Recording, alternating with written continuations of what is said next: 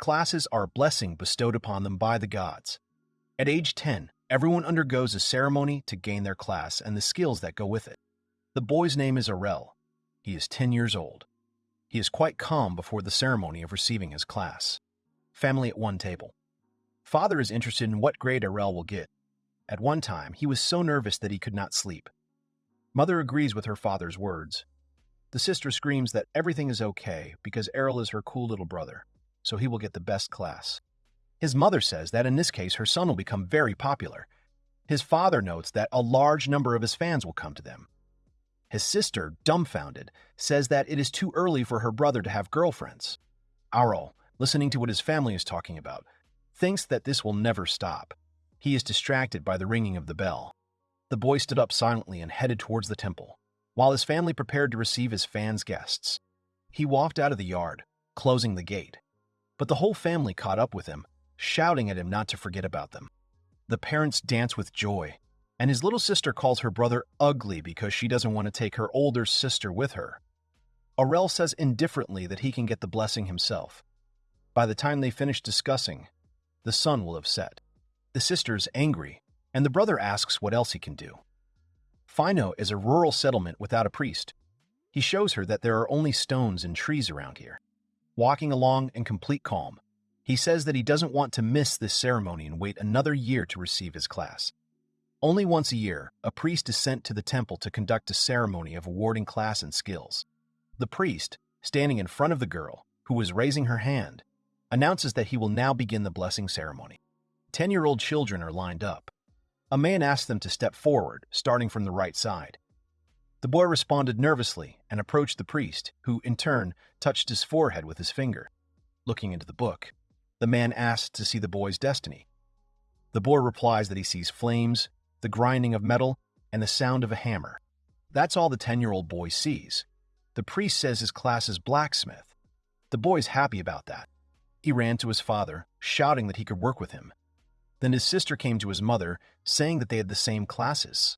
Arel watches this. His sister says that all children look like their parents. Pedigree has a great influence on classes. The little sister wanted to say that she was confident of receiving a certain class, but the priest called the next child. Arel's turn. His family is actively encouraging the boy. There is no emotion in his face. As the young man walked towards the priest, a whisper began behind him. One man said that Leon's son had finally walked. His parents have advanced classes. His mother, Farah, has the class Blade Princess, and his father, Leon, has the class Magic King. The son asks his father why all this is being discussed and why it is important. The father replies that the advanced classes are superior to the regular classes, where you have to put in a lot of effort to acquire them. As Arel stands before the priest, the man says that both parents got advanced classes at the same time. They are gifted, so their son will be exactly the same. The man, touching the boy's forehead, asks him to close his eyes, saying that the gods will tell him his class. The young man stands with his eyes closed and says that he sees nothing. The priest's face is blank, realizing that the boy has no reaction. He reports that the boy has no class. The crowd is shocked, knowing that both his parents have advanced classes, while the entire nation, including Arel's family, is in a stupor, not understanding why this happened. The man, holding the book in his hands, thinks about how this happened. Classes are the blessing of the gods. To be classless is to be abandoned by the gods. Farah, swinging her blade, tells Arel-chan that everything is fine. His parents encourage him, saying that his mom and dad will continue working, so it's okay if he doesn't. They ask him not to get depressed. The boy, training with his mother, shouts that he does not plan to do anything bad, much less sit on his parents' necks. The sister, bringing food, thinks that her brother has lost his temper. Approaching him, she says that even if he becomes a vegetable, she will never leave him. Arel was tense that his sister would do the same. Dipping a slice of lemon into his drink, the boy says they are all pretty upset that he didn't get an A. As he bites into the citrus, he continues to say that he doesn't feel depressed. The whole family, sitting at the table, doubts his words. Since childhood, the young man practiced fencing with his mother. He could hold such a heavy thing. His mother called him a genius. The other kids were talking about him, saying that he was using up his practice even though he wasn't a swordsman yet. Arel didn't care at all. As a swordsman, he would gain the skill of sword mastery, and an instant effect would occur. That's what they said. Even without a class, the boy can still use a sword thanks to training. It wasn't in vain. He can do the same as guys with skills. Therefore, even without a class or skills, he does not need to be depressed. Thus, Arel expressed his thoughts to his family to prove that he is not depressed. The family is happy to hear this. The mother sees that her son thinks positively and wisely. The father says that he will go far. Forgetting about Arel, they began to discuss his future together, believing that he would become this or that. The boy does not like such talk, and he went to train. With a blade on his belt, the boy approached the stone arena, from where someone's conversations could be heard. Someone was training. There were two boys, about his age. One of them, the fair-haired one, noticed Arel near the entrance. He moved away from his opponent and approached Arel, asking him that he was that guy with no class and why he came here. In response, they heard that he had come to train, just like them. The boys chuckled, saying that they weren't training because they were swordsmen. He came here just to test his abilities and offers Arel to watch their training fight. Looking at them, the boy analyzes their skills. First, the swordsman receives the skill Elementary Swordsmanship. He notices that the boys move well even at the elementary level. Watching them, Arel realized that something was possible with their skills. He called out to them to suggest something. They turned to him after the question of sparring with him, with a classless boy. Both did not answer and turned to look at each other. They started laughing, saying that a classless person would stand against a swordsman. Arel didn't understand the reason for the laughter, saying that he was good enough. The Blade Princess, his mother, is very strong. He cannot fight her back. The unknown youth is irritated and realized that Arel is challenging him. He shouted his agreement, but first he clarified with the boy that the classless also had the same divine protection. Classes are received at the age of 10. However, divine protection is with a person from birth. This is another blessing of the gods. In this, Arel is no different from other people. Divine protection is like invisible armor. It reduces the damage inflicted on the body, but it needs time to recover. It falls off immediately after use and causes a portion of pain. The blonde boy concluded that he wouldn't die if they fought seriously. Arel tells him to prepare himself because it will hurt. Irritated by such a catchy answer, the young man shouts at him not to try to challenge him because he is classless. He rushes at Arel. The boy, who did not receive a blessing from God, thanks to training, easily parries the first blow. While his opponent is puffing and puffing, Arel remains absolutely calm and continues to cover attack after attack. The attacking young man's friend shouts at him to hit his opponent. He understands him, but there is one problem in the fight. The guy he's fighting parries all of his attacks, making it impossible for him to land any blows. A dishonest young man insults his rival and shouts to his friend to attack him together. Arel doesn't flap his ears and understands what he means.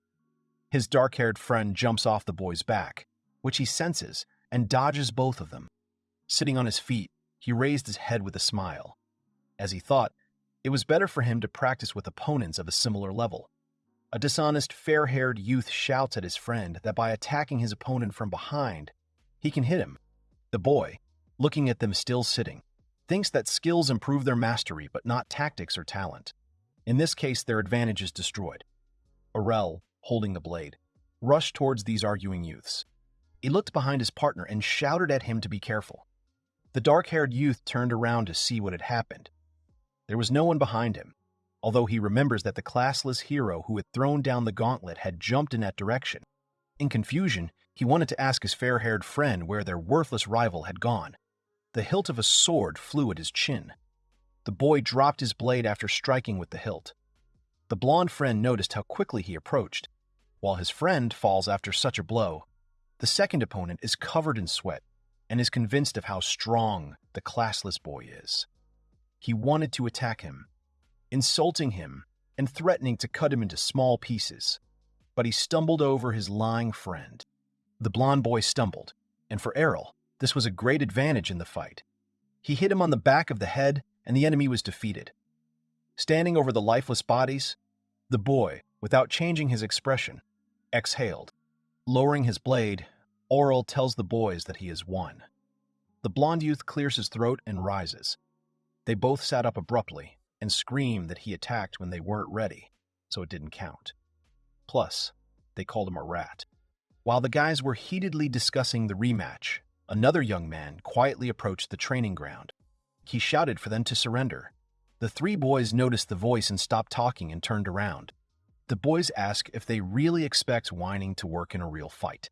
Looking at them, the kid says that they call themselves swordsmen, so let them stop disgracing themselves and whining. The blonde boy asked the newcomer who he thought he was, but his friend shut him up, saying that he was the red-haired swordsman. Wasn't interested in the two, and turned his head towards Arel. He turned to him and asked that he was the son of the princess of Blades, Farah. Arel still reacts calmly to everything. Having answered in agreement, the young man who came said that he realized that even a classless person can inherit abilities from his parents. Standing in front of him face to face, he told him that these two guys were warm-up acts. He told Arel not to think that he was cool for beating these losers. Holding the tip of the blade in front of his opponent, the boy tells the classless one that he will be his next opponent, promising to show him the true power of a swordsman. Still holding the blade in front of Arel's face, the young man shouts for him to start and not stand there in a stupor. He challenges the boy to a duel. Looking at his future enemy, Arel realized that he was seeing him for the first time, but he didn't understand where all that hatred towards him came from. They heard a whisper behind them. Two boys said that the swordsman with red hair looks like the son of the police chief. The swordsman turned around and said that they were right. His father was the chief of police. His name was Evans. Arel remembered him. He knows him because he always comes to his mother with various requests to exterminate monsters. A male police chief with a beard and short hair. He is muscular and has a scar on his face that runs from his jaw to his forehead. His skills with a sword, as well as his determination and leadership qualities, make Evans very popular. Looking at the opponent, the son of the police chief, Arel realizes that they are not alike at all. He is tense, thinking that this guy will turn into an old country bumpkin like his father. At this moment, the boy praises his father, but the conversation suddenly changed from his father to Arela's mother. His mother is considered the strongest swordsman, which he will never agree with. Arel concluded that the red-haired swordsman was picking on him solely because of his parents.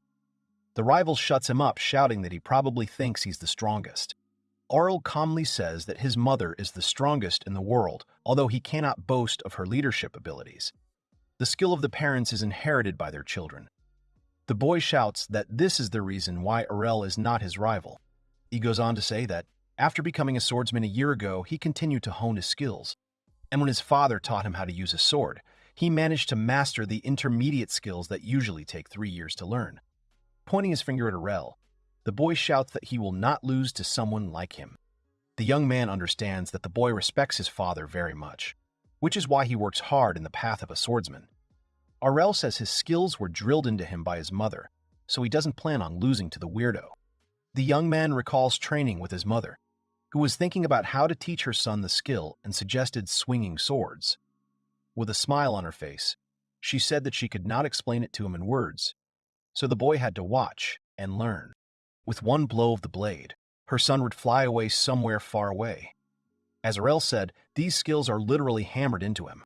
The boy demands to raise his sword and declares war. He attacks Arel with super speed, which even makes him tense up. Two guys say that it looks like the real thing.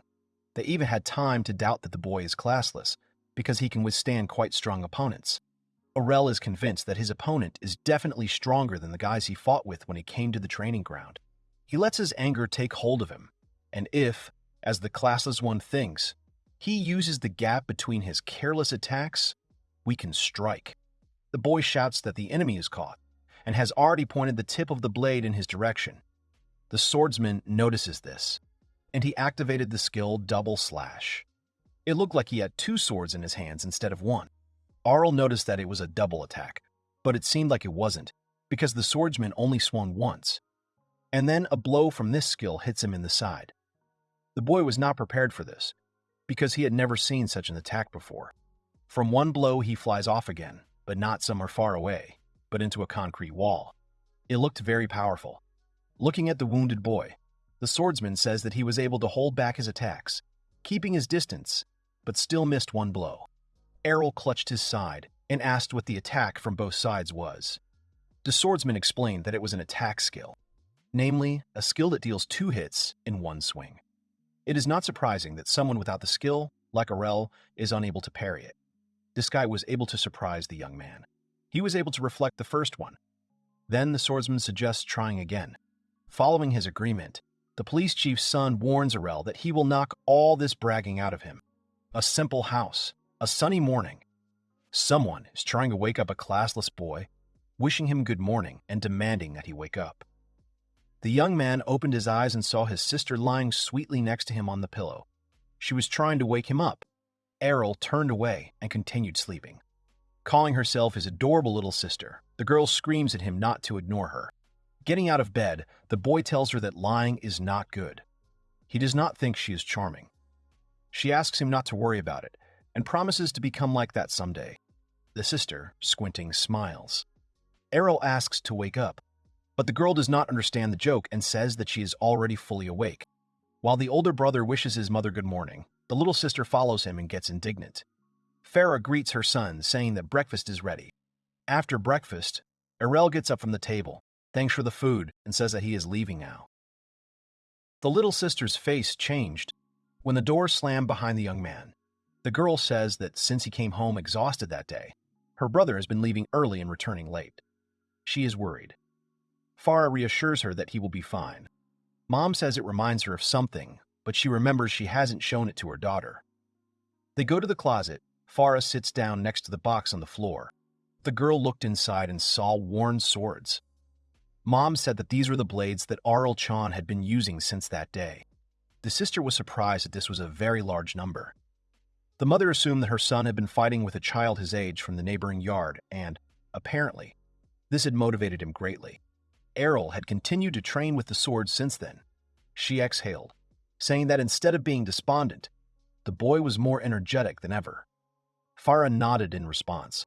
The sister asked where the father was. He always sleeps upright like Arel. The son is very similar to his father, but for the sister, he is the complete opposite. A deserted road and isolated houses. Nearby is a thicket of forest, in which a boy tries to learn new techniques. He stands with the blade in his hands, thinking about the double slash. He lost because he couldn't master this skill. 1 swing and 2 strikes. Just magic, the guy thinks. But it's a swordsman's skill. In the time it takes to strike 1, you make 2. When you increase your physical abilities, you can use high-level skills.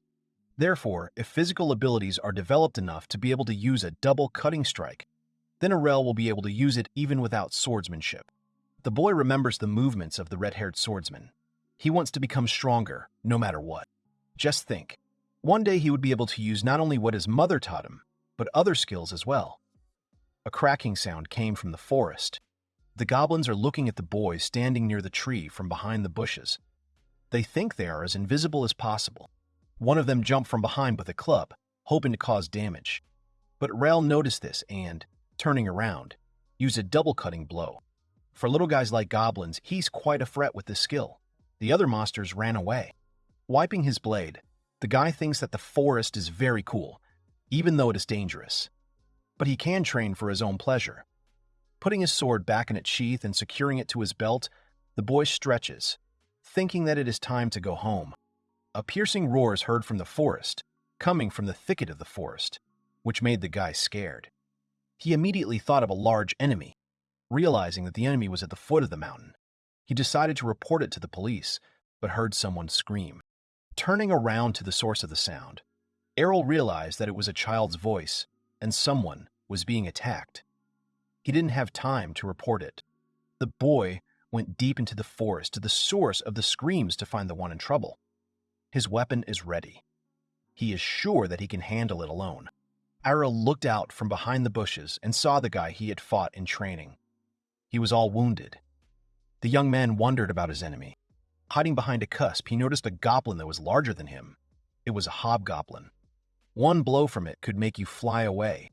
Looking at the boy pinned against the tree, Arel thinks that, with his skills, training alone is much more effective. But something happened.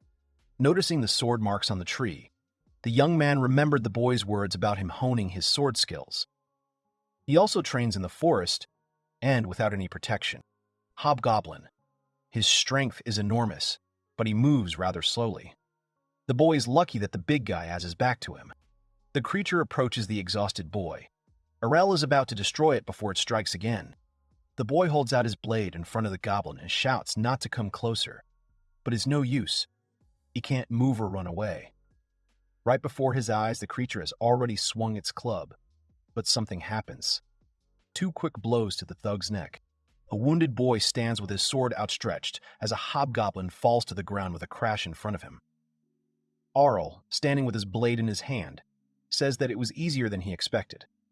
Looking at the boy by the tree, he waved hello. The wounded youth falls from helplessness. Arel caught him, noticing that his divine protection had been breached. It must be restored as soon as possible. The boy who defeated the goblin asks about the boy's holy water, but he broke it during the monster's attack. He takes a broken bottle out of his pocket. Arel took his holy water out of his pocket and handed it to the wounded boy. He quickly drank it and was restored before our eyes. Having recovered, the boy grabbed his savior by the shoulders, asking what kind of attack it was. Arel replied that it was a double slash, but he did not believe him, shouting at the boy not to play dumb. The swordsman shouts that this skill is difficult to learn, but it is impossible if you train like usual. As the boy holds the savior by the shoulders, he says that he trained much more than usual to hit like that. The rescued guy doesn't understand, because it's easy to say, but hard to put into practice. Then Arel explained that he hates losing, even more than it seems at first glance. Therefore, in order to definitely win at their next meeting, he set himself this goal and achieved it today, although he seriously thought that their meeting would happen a little differently. Having fully come to his senses, the guy shouts that he understood everything. As he picks up his defense, he says that the rematch will begin right now. Arel asks him not to rush. They can do it whenever they want. Looking into his eyes, the swordsman says that he is in great debt to his savior, even if he shared holy water with him. He asks to be allowed to pay his debt. Arel says that the boy is actually a good guy and has a strong sense of duty. The swordsman asks irritably what he means by actually.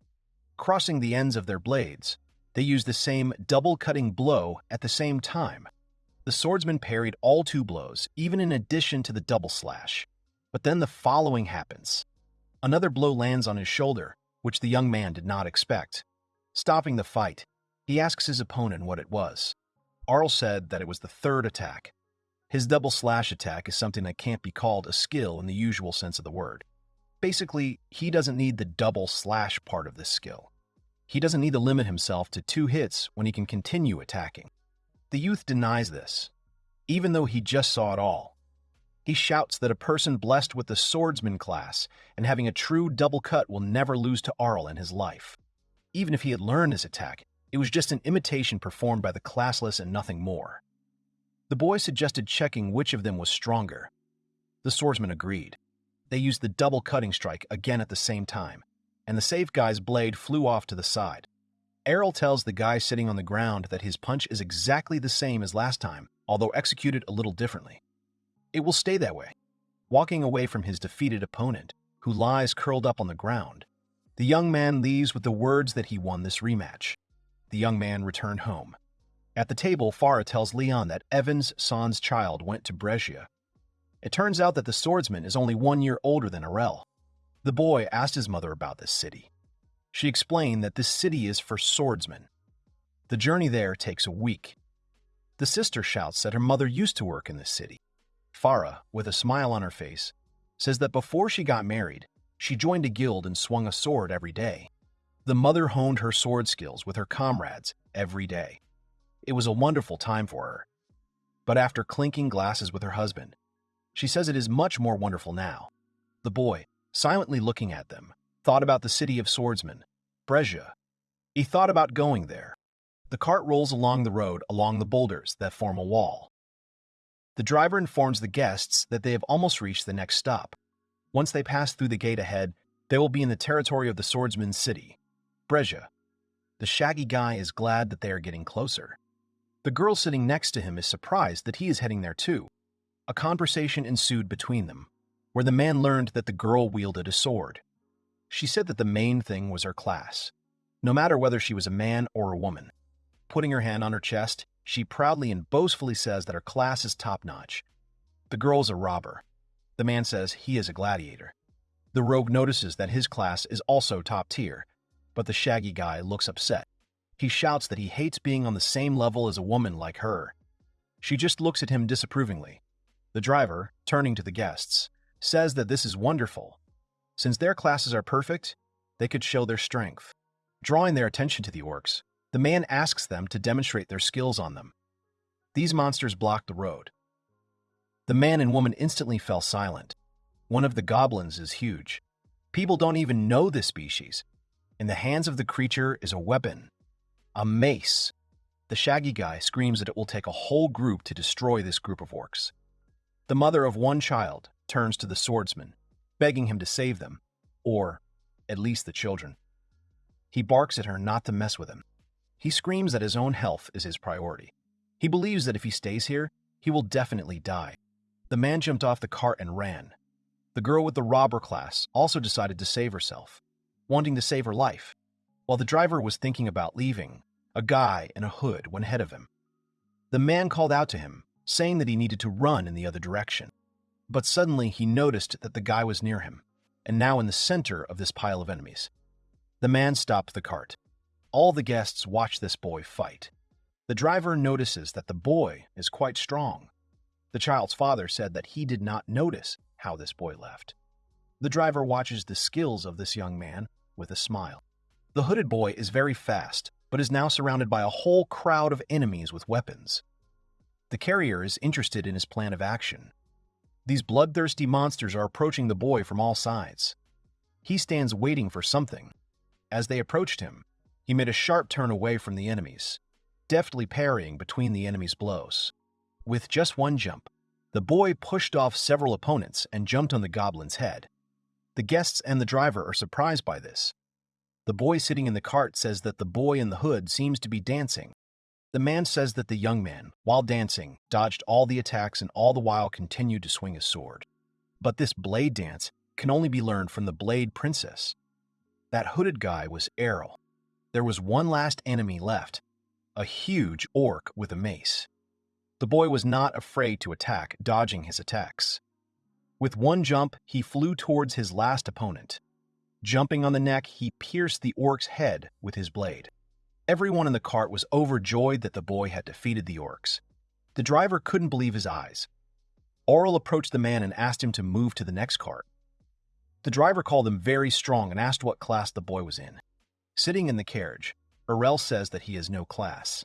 The man does not understand why he hides his class and assumes that his is the strongest. 5 years ago, Mom saw her son just use the double slash. Farah thinks it's a dream. She hasn't yet accepted the fact that Arel-chan is classless to her. Mom started crying, calling herself cruel. The young man reassured her that it was not a dream and that he had actually used that blow. It had taken him some time, but now he could repeat it using his own powers. He wants to do the same with other skills, so the boy asks his mother to show him all the other skills she knows. Farah looked at him silently. Archon waited for an answer from his dumbfounded mother. After a long time without an answer, he tensed up and started waving his hand in front of her eyes.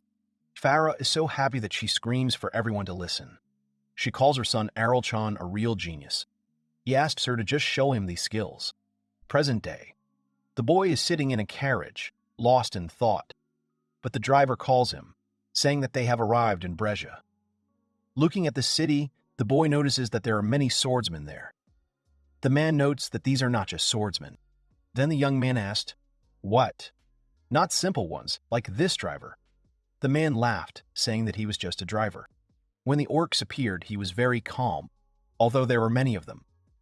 The man exhaled, saying that it was not his. It's not his job to be something like a secretary in a court. You have to keep so many formalities in his head. He says with a smile that being a driver is more interesting. He can meet interesting people like a boy, so he will not stay here. A surprised Arel looks after the man who asks him to give it his all. The boy thought about the highest class, Holy Knight, or something similar that can be used in the judicial service. While the boy was thinking about this, a girl crept up behind him. She was slowly approaching his back. Almost touching his shoulder, the boy turned in the other direction. The girl flew straight to the ground. This boy dodged without looking at her. She thought that it meant he had a strong skill. Getting up from the ground, she happily said that everything was fine and realized that he was new here. The girl learned that the guy was looking for a guild. She says she's trying to find new recruits for their guild. Arlu doesn't think it's a coincidence. He feels like she almost ran into him on purpose. She hands him a sheet of paper so he can look at the contract to join her guild. Having refused her, Arel leaves. She stops him, asking the reason for the refusal. He explains that the girl is too excited to look for new recruits. Looking at her, the boy tells her that her guild must be small and weak. The girl tries to lie, but the boy asks her to learn how to do it. She decided to give him a special honor, namely the right to go on a one-day date with her, Lilia. The boy's not interested, rejecting her. Memories came to him, exactly like his sister. Only she has no breasts, but she is quite beautiful. Walking to the square where there are a lot of people, Arel assumed that there is a large selection of guilds here. He wants to find a strong and popular one. Looking at his letter, the man sees that the boy is a classless person. This does not please him. He is driven out of one and another guild, saying that they do not play games here. People did not even allow him to show his skills. Sitting in the square, he believes that he is in a difficult position. He was thrown out after only looking at his application. Farah, having learned that her son was heading to Brescia, decided to write a letter of recommendation that might help. Arel thought that his mother was overprotective of him, but she must have expected something like this to happen. He'd already decided to go look for the guild she was in. That same Lilia appeared behind him. She noticed that the boy still hadn't decided who to join. The guy notes that the girl hasn't stopped torturing him yet. Following him, she tells him honestly that they lack recruits. Their guild is on the verge of extinction. The guy refuses, but the girl begs him to help them. Looking around the street, the young man remembers where his mother used to live. The girl asks to look at their guild. Arel, looking towards their guild, noticed that the building was quite large. Lilia says that the guild used to be very famous. He asks why they were so short of recruits and suggested that they had an abandoned guild. Lilia doesn't deny it. She explains that their previous star is gone and they've become the weakest guild. The guy remembers his mother's words. The name of their guild comes from the master skill of dual swords, Dragon Strike. It's like a dragon bite. The girl, clenching her fist, says that she is giving an oath. They will definitely return to the top where they once were, and shouts that the dragon's fang is invincible. Arel remembered that this was the guild his mother had mentioned. Lilia was giving a tour of the building. They heard a bottle bang on a table. A drunk man noticed the newcomer. He was very drunk. The boy noticed that Lilia's father was missing his right arm. The man shouted at the newcomer to forget about this guild. The girl explained to the boy that her father was a master of dual swords. He used to be a famous swordsman, but after losing his arm, he started drinking. She will understand that after this, he will not want to join them. Arel said the opposite. He agrees. The girl is happy and decided to hurry up to fill out the application. The guy agreed because they won't take him anywhere anyway. Sitting on the sofas, Lilia reads the application. Seeing that he's classless, she considers it an unfunny joke. The guy hands over his professional certificate. The girl stood up and silently reached for one of the blades hanging on the wall to the side of them. The boy watched her. Standing in front of Arel with a fierce look, Lilia tells him to withdraw his statement if he does not want to die. She shouts that people who should join guilds are either swordsmen or knights. At the very least, the boy should have some class related to a swordsman. Otherwise, he will be useless. The girl is angry and calls the guy an arrogant asshole with no class. She's disappointed by this. Another girl named Reina came. She heard Lilia screaming all the way to the guild. The girl shouts that when she thought she had found a person for the guild, it turned out that he was classless. Hearing the word classless, Reina turned to Arel and recognized him. The boy looks at her in bewilderment. The young man did not recognize her. She shouts that they are from the same village and they even had a duel. Looking at her face, he understood. The boy says that he could not forget such a beauty as her. The boy remembers a fight with a boy with the same hair color. He says, if he remembers correctly, that it was Evan's son. Reina interrupts him, shouting that Evans only had a daughter. Arel was stunned to realize that he was her. He apologized for not recognizing her. The girl said that her hair had grown in the last 5 years. The boy noted that it wasn't just her hair, but told him to forget about it. Lilia asks if Arelchen is the same guy she couldn't beat, calling him Classless. The girl is shocked, not believing that this was real. Reina says that it is usually impossible, but she will not act the same way, because she has become stronger in these 5 years. Turning to him, she says that this is a great time. They have a training ground in the basement and offered the guy a rematch after these 5 years. Going down, the young man clarifies the rules of the match. Reina said that they only have 1 round. The one who puts the opponent down is the winner. Lilia whispered to her friend that she was really going to fight against a classless guy like him. Reina said that it was true. This guy was strong and serious enough. The girl did not intend to lose this time. Lily, as a judge, stands above and shouts for the swordsmen to first prepare themselves, then gives the signal for the battle to begin. They use the skill double slash again. The guy notices that the skill is the same as 5 years ago. Several blows flew at his shoulders. Reina said that his defense was broken. He put his sword down, point down. The weapon stuck into the concrete floor. She said that she had become much stronger than 5 years ago. The guy noticed that her sword was heavy. Reina, taking out her weapon, reports that the sword is 5 times heavier than usual, so it is not so easy to defend against. With inhuman strength and the heavy swordsman skill, the girl promises to easily take him down using her power. As the battle continued, Arel noticed that she had the highest class of heavy swordsman. She was also working hard. The sword was so heavy, but she was swinging it like a normal sword.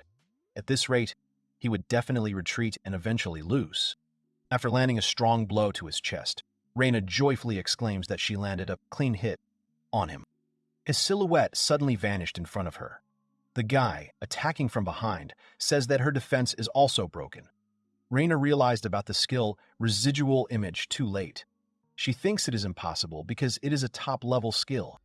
Cutting her back with her blade, the girl collapsed to the floor, dropping her sword. Lilia is stunned that Reina is defeated. The girl lowers her head, not understanding why she lost again. Arel, bending down, says that she really has become stronger.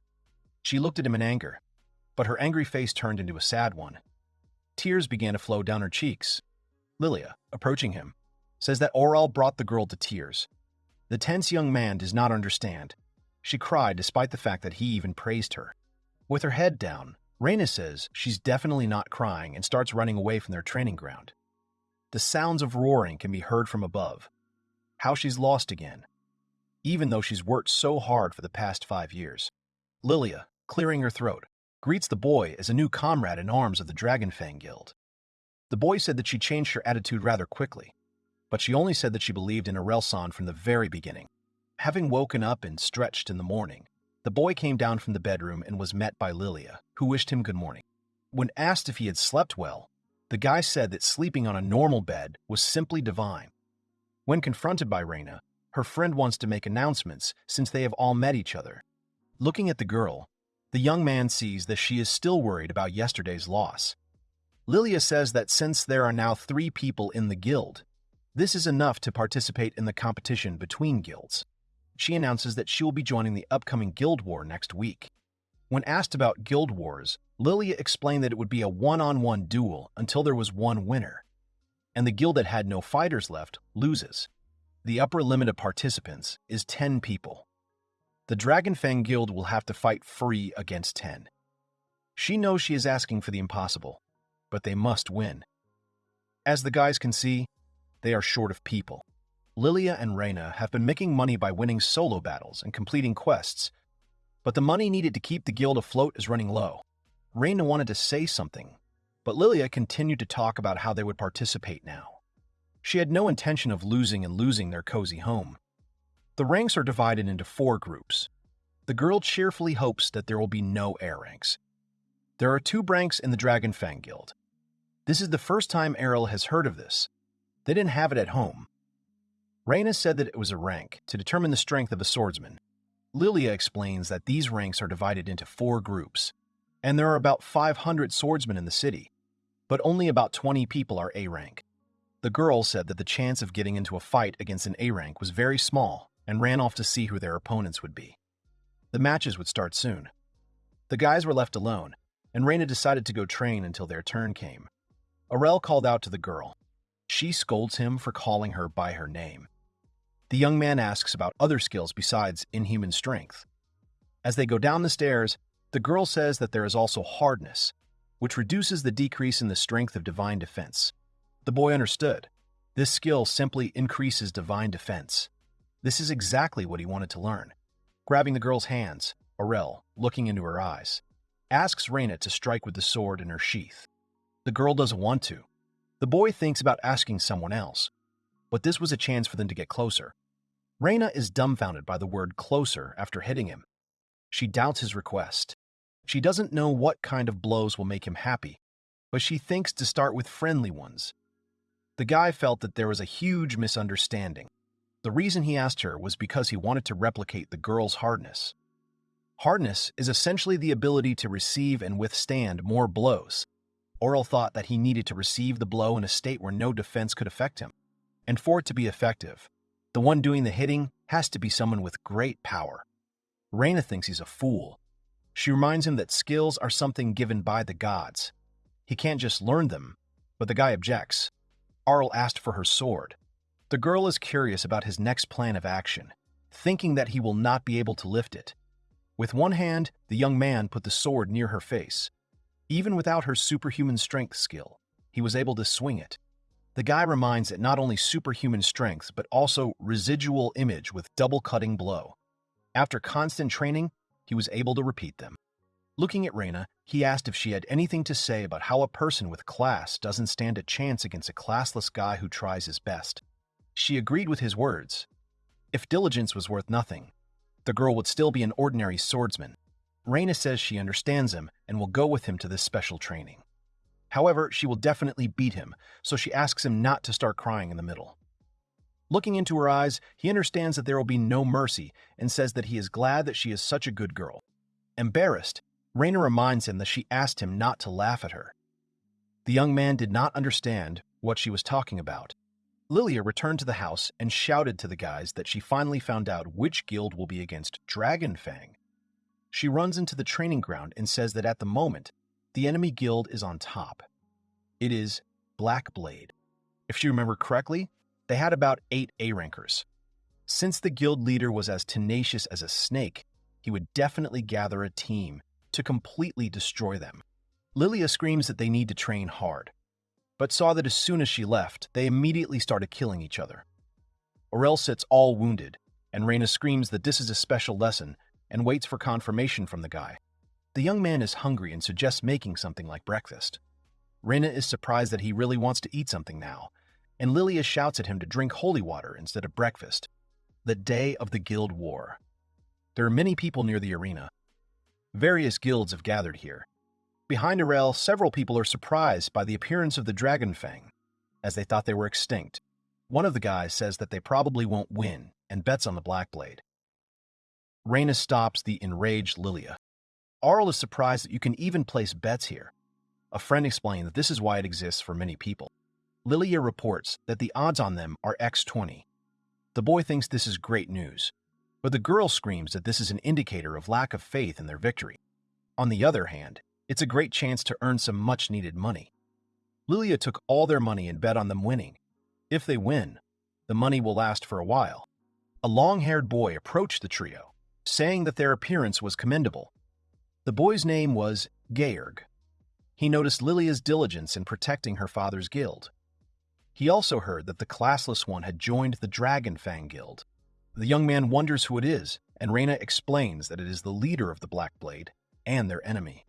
Lilia is outraged by his behavior, believing that he came to laugh at them. George came to cheer them up. It was very sad to see their former rivals fall so low. He wanted to help them and gathered average fighters against them. Lily thinks that the leader did this knowing that even they would defeat them. The rival thinks that this is a great chance to get money. As he leaves, he asks them to give their best in battle. Lilia is irritated by his behavior. It offends her. Arel does not think that he decided to help them. Reina says that Jord destroys any guild he encounters.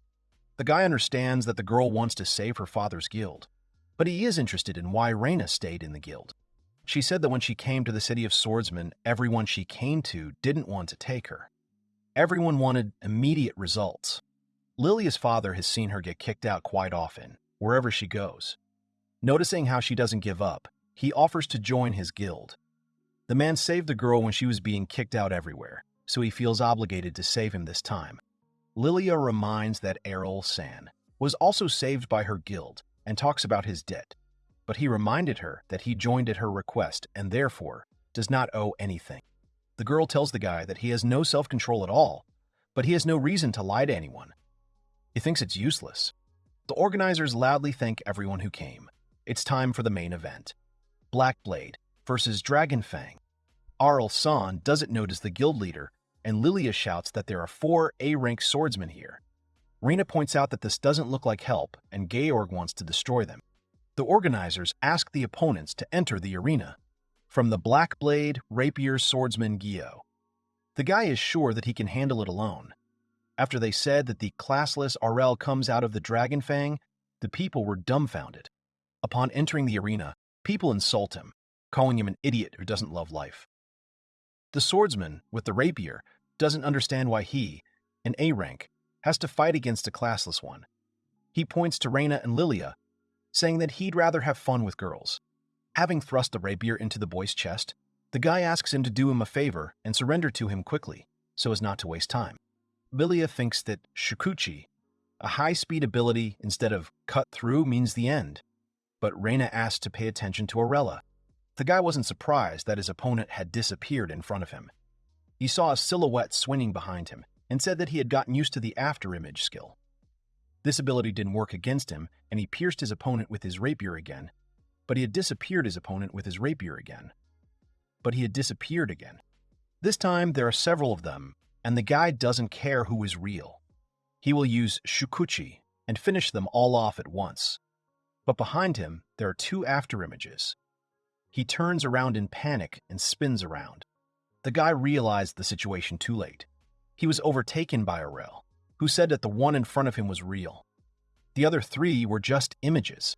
The boy with the rapier didn't believe that his opponent used 3 afterimages.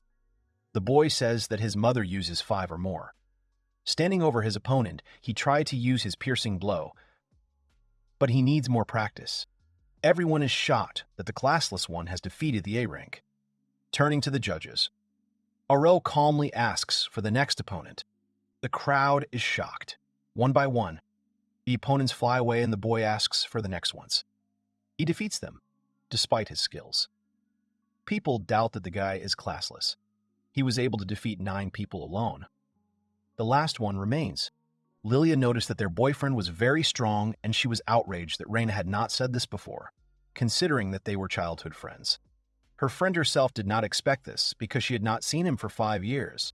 The girl huffs and puffs, saying she has to get ready quickly, once the battle is over. The friend thought about congratulations, but no. Marriage registration. Lilia greedily says that if she can keep Arella, then the guild will be in good hands. She doesn't want to lose this chance. The boy senses an evil presence behind him as the 10th fighter of the Black Blade enters the arena. A master swordsman, Masamune. The blade of his sword is thin and curved. Arel finds this strange and concludes that it is a cutting type. Reina sees a high-ranking samurai from the west for the first time. Lilia has never received information about such a thing. She believes that this is their secret weapon. The boy is tense. Even though he hasn't pulled out his sword yet, he feels incredible pressure from his opponent. It will end badly for him if the boy moves thoughtlessly. Masamune believes that his opponent won't take a single step forward. Since he was sure that he couldn't be defeated with a simple technique, the guy planned to use the skill, Certain Death. Even after Masamune revealed the plan, Arel is heading for defeat. Eventually, someone has to step up. The boy would like to see his skill, but the boy thinks it's impossible. He promises that the enemy will lie on the ground. Arel says that this interests him. He is confident in his speed. Masamune has not yet drawn his sword, so he wants to draw it from its sheath in one breath. The boy doesn't know and wants to approach as a phantom, but because of his concentration, the opponent can immediately understand everything. It seems that as soon as Arel enters his distance, Everything will end instantly. The one who is faster will win the battle. When Masamune throws his husk punch, he thinks he has caught the guy, but he suddenly disappears into thin air. The one behind him was definitely not a residual image. This means that Arel moves faster than his blade. The boy says that the enemy is the fastest in the city, but he was trained by someone who is even faster. Arel will show Masamune his mother's certain death skill. And, right in the back, the boy uses the skill, Piercing Storm. Countless blades, certain death, of the Princess of Blades. The enemy is defeated. The crowd did not even have time to understand what happened, because it happened as quickly as possible. The stunned judge referee is asked to give a verdict, and the winner of the war is Arel. Blackblade is defeated by Dragonfang. People are angry because they bet on the Black Blade, and the guild with the classless fighter won. Arel, San, and Georg met eyes. An interpersonal war begins, in which the opponent does not want to lose. Lily wanted to jump into the boy's arms with words of gratitude, but landed on the ground. She is upset that he always dodges, and he has this habit because of his older sister.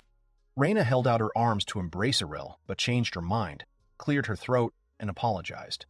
He didn't mind with her. Dragonfang gilled. Lilia is happy to drink after her victory.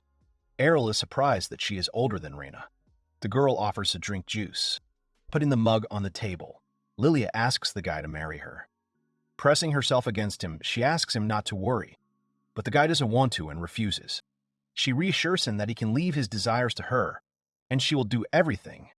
Arel would prefer a girl like Reina. She choked on these words. The girl yells at the guy to learn to come up with something more interesting to say no to. The boy isn't lying. Reina means that she swings a sword all day, acts like a man, and isn't as cute as Lilia. She doesn't have cute accessories. She is not happy to admit that she has no feminine charm at all. The guy noted that her charm is now in her hands. Lilia says that Reina is rather uncouth when it comes to romance, so she is not her rival.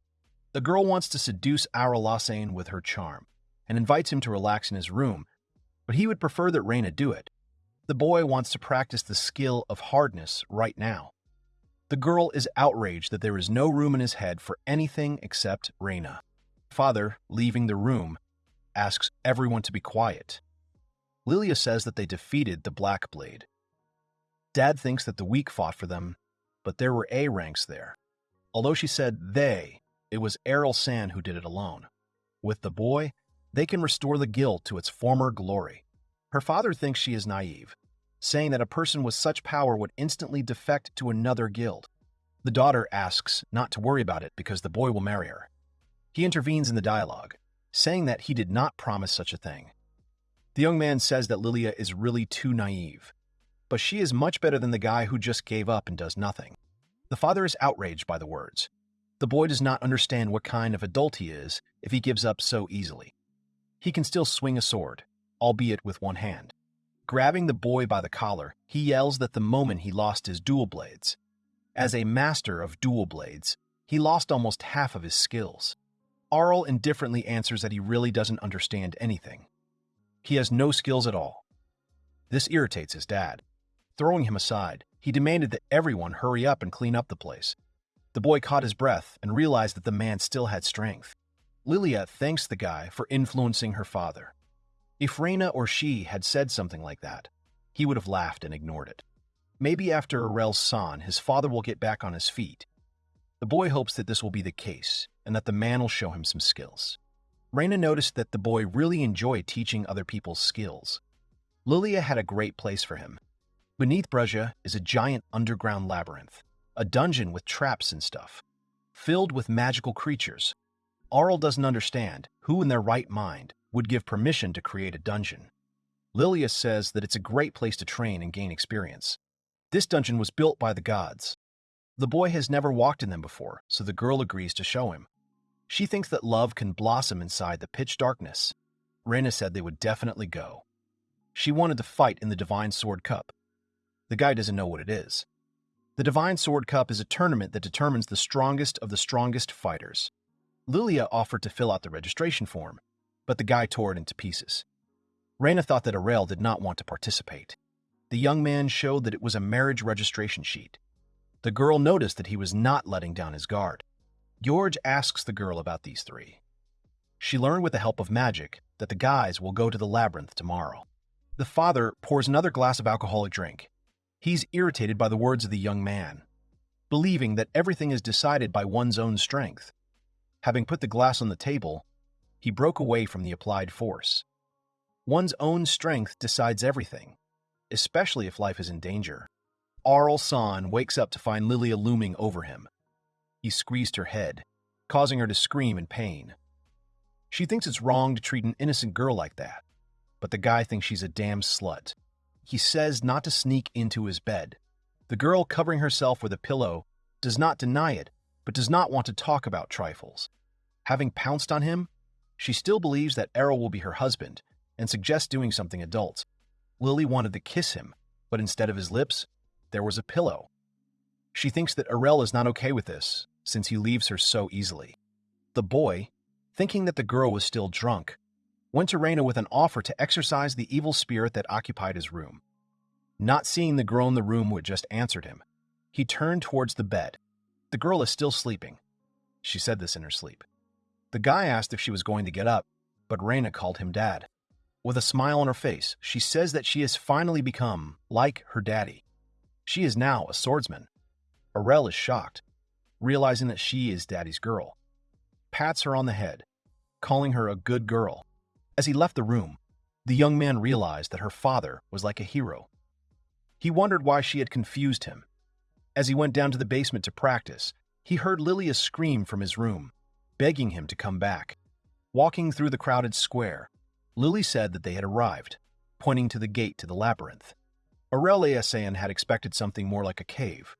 Lily thought that the god who created this was wise. There are a lot of people here. Reina says that the Divine Sword Cup is coming soon after all, and people have come to train. Even inside, there is a queue to get in. The young man thinks that this is a special training. Lilia calms him down, telling him about a magical transition that takes you wherever you want. However, if a person has not been there, then you can only go down one level. Reina was on the 14th floor, and Lily on the 12th. Arel wanted to start from the 14th, but the magic will only let him in to the floor where he has already been. The guy found this annoying. Lilia said that she would show the shortest route and suggested that they give it their all before the cup started. The girl tells Reina that she will take care of the boy and sends her friend ahead. She wants to go with them, but Lily says there is no need for two guides at once. Lily grabbed the boy and led him forward. She wants to continue what she started in the morning, but the young man feels that she will only cause more problems. Arel said he wanted Reina to go with him. She happily agreed, and then wondered why she was so happy about it. They finally came down. Opening the doors, they saw living armor. For the young man, this is a warm welcome. The living armor acts very fast for its size, but for a young man, it's no match for an A rank. After cutting off his head, the enemy continued to attack. This is a magical armor that is powered by the power of the labyrinth. They do not feel pain or weakness. The guy thinks that if he wants to stop them, he needs to aim for their legs. He hits the running soldier in the legs, causing him to collapse in front of him. The girls have already dealt with their opponents, but his enemy is still stubbornly waving his sword, trying to reach the guy. Reina explains that the living armor will come to life again after a while and attack again. She considers this a good place to train. Lilia called them pretty tough opponents for the first level, but the guy said she didn't do anything. She said she gave the recruits a chance to prove themselves. It's definitely not because the guys are too fast. Lilia is a swordsman. The girl offered to help him learn new skills. The guy tried to remember the class that is higher, and it turned out to be the Princess of Blades. To Arel, Lilia calls the young man insensitive, saying that she can do something like a sympathetic heart. A cry for help was heard from the next level. A guy came out of there all wounded, screaming. Having fallen to the ground, Renu ran up to him. It turned out that he had fallen into a trap. The girl offered to take him out, but he refused. His comrades are still there. He wants to go back and help them. The guy begs for help and asks to save them. Lilia stops her, saying that they won't go without a good reward. Arel says that she has no right to accuse him of insensitivity. The wounded man recognized Lily as the girl who appeared in the magazine, where the article was about the collapse of the Dragonfang Guild. Out of rage, Lily suggests that Reina forget about the guy and move on, but he started talking about a reward for help. He shows a bag of money, and Lilia greedily agrees. Arel San begins to suspect the guy of something wrong, because there's too much blood. The girl says that this happens if the divine protection is removed. This happened to her father, too. Reina says that incidents involving newcomers are often talked about. Not everyone is made of steel like Arel San. He felt like he was being praised.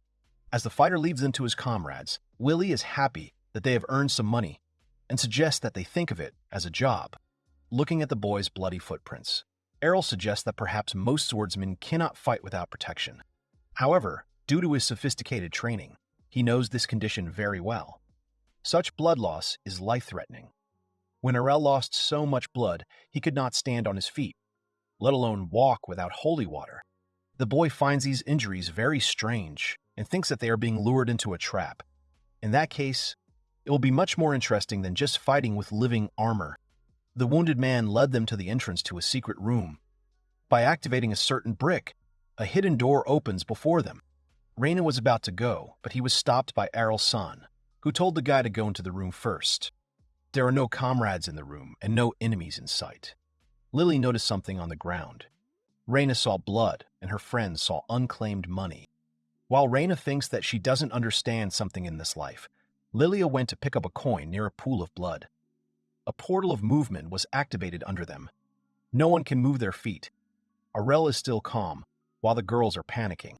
The guy by the wall apologized for that, but for him, work is work. Looking down, the surface began to disappear. He screams furiously about being laughed at. The whole room shifts due to magic. Everyone landed in a wide, open space. There was no exit anywhere. Reina said she had never seen a room like this. The girl concluded that this room was deeper than the 14th floor. Lily was upset that the money had disappeared. A guy was sitting nearby, swaying nervously, asking why he had moved with their group. While Lily wanted to find out more about the job the boy was assigned, Reina and Arel noticed a pillar of light. He was ordered to bring them to this room. There is a summoning circle in this place, from which they will not be able to return alive. Naturally, one can guess where it leads. The guy says that most likely it is the very bottom floor. What just appeared is a rainbow-colored armor that has the highest class, Sword Lord. When Lilia panicked due to fear of death and desire to meet her betrothed, Arel pushed her down. A vapor of air passed over them like a blade. A column of dust enveloped the girls. They did not understand what had happened. Above the boy sitting to the side, Reina and Lilia saw Sword Mark. This was a sword master skill called Divine Soaring Strike. This is a technique that sends an attack flying straight at a person. The Sword Lord can reach any part of this room. Arel shouted that it was approaching, but the Sword Lord attacked only the guy, flying past the girls. This creature slammed the boy into the wall. He had not practiced the skill Hardness in vain. Divine defense decreased, even less than he expected. Throwing it aside, the young man said that this was the ultimate skill, Divine Maneuvering. Using it, one could reach any point in the room. No one doubts that this guy is a real sword master. Lilia thinks that Arel can't handle it, but he denies it. It's a shame that he has the skills that the boy saw, but for him, this is a good time to test his abilities. The guy in the paint does not believe that Arel is going to test his abilities against the Lord of Swords. The girls themselves are shocked. Standing in front of the opponent, the boy said that it was his turn. He used the skill Divine Maneuvering. Reina, watching them fight, thinks that she is the one taking damage. She can't believe that Arel can fight equally with the Lord. The creature wanted to attack, but began to use another skill called Divine Command. He lowers the divine protection of everyone around him, turning it into his own power. As if the gods had come to punish them, Arel recalls his mother's words that he can't resist the skill Divine Command yet. She taught him to use the skill Infinite Break in such a situation. They were training with his mother. He could barely stand on his feet, let alone defend himself. She promised to show the technique lightly. The girls see Arel fighting as if nothing had happened. Lily wonders what kind of training he went through. Under the Divine Command, there will be one powerful attack. Throwing a coin at the Lord's sword, he fell into a stupor. After making a jump, Arel uses a special skill called Infinite Breakthrough. In one swing, the boy cut the Lord of Swords into small pieces, causing him to collapse like broken glass. Reina came and asked about the source of the knowledge about the Sword Lord. Lily is also interested in knowing about it. The young man admitted that his mother is actually the Sword Lord. She said that she is higher than the Princess of Blades. Lily thinks it's a joke because even her father didn't know. Farah changed classes before leaving town. Reina wonders why the Princess of Blades would move to the village. The guy answered that mom hates being a black sheep. The girl, if she knew that Arel was the son of the Lord of Swords, would not even ask for a duel with him. The guy thought it right to keep the secret. The duel with Reina was very important to him. Lily suggested finding a way out. There is always a summoning circle in the room, which appears after defeating enemies. Reina saw the summoning circle. The boy thought they could get out. Lily asked him not to hurry, but the boy was already standing inside the circle. The girl was surprised that Reina was so calm. She replied that together with Arel, they would be safe anywhere. Lily doesn't like all this. She called the bald guy along with them. The guy angrily shouted that his name was Dill. He thought they would leave him here. Willie said that they still haven't punished him. But concerning Arel-san, it was only good for him. Turning to Dill, she said that for now, they could forget about it. The guy called her very kind. The girl, in response to his surprise, called him rude. Lily's father is sitting at the bar drinking hot tea. Behind him, there is a conversation about good, easy money. 3 people are sitting at a table in a bar, discussing how they lured a small guild into a trap. The man realized that the guys did something illegal. The father approached the table to sort things out. One of the boys wanted to protest, but he was stopped as soon as they saw that the man was the previous leader of the Dragon Fang Guild. Looking at the young man who spoke about the guild leader, they realized that this man was one of those who was supposed to fall into the trap. In anger, the father hit the table with his hand, but the furniture could not withstand such pressure and shattered into pieces. Grabbing the guy who wanted to present the case by the collar, the man finds out what they did to his daughter Lilia. The boy confessed that they were supposed to lure them into a teleport trap. George entered the tavern. The man's name is Rod. The leader of the Black Blade Guild entered after hearing the rumble from the store. Rod doesn't care about Jorg. He wants to find out from the guys about the request to do something with his Lily. Letting go of the young man, he turned to the long-haired guy, realizing that he did it. The man grabbed Jorg by the collar, ordering him not to play the fool, knowing that he was constantly setting traps for people who disliked him. The long-haired leader waved away his single hand and said that these were empty words without evidence. He claimed that his comrades were there and tried to stop the Dragon Fang. George said that Rod could ask his daughter himself if she returned alive from the trap she had fallen into. The father is indignant after these words, and his opponent wanted to have a drink. At this moment, Lilia comes into the tavern with the words that the guys have earned some money, and it is time to relax. Following her, Reina and Arel enter, discussing the excellent dishes sold in this establishment. Lilia saw her father and Jorg. The leader of the Black Blades Guild is stunned that they are alive and well. He asked about the trap they fell into, but they defeated the enemies and returned safely. Jorg does not believe her words. Lily screams that they are still a strong guild. The Blade Lord was in that room. The leader of the Black Blades knows that for Brinks, this is certain death. It dawned on him that it wasn't the girls who were fighting, but Arel, who was standing behind the counter eating a hot, delicious burger. Lilia turned to Georg again, saying that the guy who lured them into a trap confessed that he did it on his orders. The leader plays the innocent baby, saying that the place they went to is called the Underground Labyrinth. People go there at their own risk. Anything can happen there. Jorg says it's their mistake to fall into a trap. Munching on a burger, Arel agrees with his opponent's words. Lily yells at him not to stab his comrades in the back. Rod correctly understood that Georg had the goal of taking lives. He would never forgive him for that. Challenging. The long-haired guy asked him what to do next, calling Rod a drunkard. The man shouted that he would not drink another drop. But for Jorg, this means nothing. For him, Rod is an old man who has lost half his skills. Passing by Arel, the leader says that he will also take part in the upcoming battles and will definitely be the one who will bring the young man down from the sky. After a long time, a smile appeared on the boy's face. He is looking forward to their upcoming meeting at the Cup. Rushing into the guild house, George is furious that Dragon Fang survived the trap. He looks towards his armory. After the Princess of Blades disappeared, they crushed the Master of Dual Blades. Thanks to this, the title of the strongest should be Gorg. The Classless defeats high-ranking opponents. The well-deserved title of strongest will once again be stolen by the ragamuffins of Dragon's Fang. George doesn't want to let that happen. He wants to wipe Arel off the face of the earth and erase this thorn in his side. Black magic comes from the box, calling Jorg. The voice in the leader's head.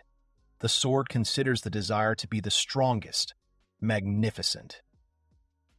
It whispers to him that George should do it. Lilia sits with a piece of paper. Reina sits opposite, thinking that the debts are being closed, but it is a list of groups for preliminary selection. Arel and Lily are in the same group. The boy is surprised that the cup has a selection.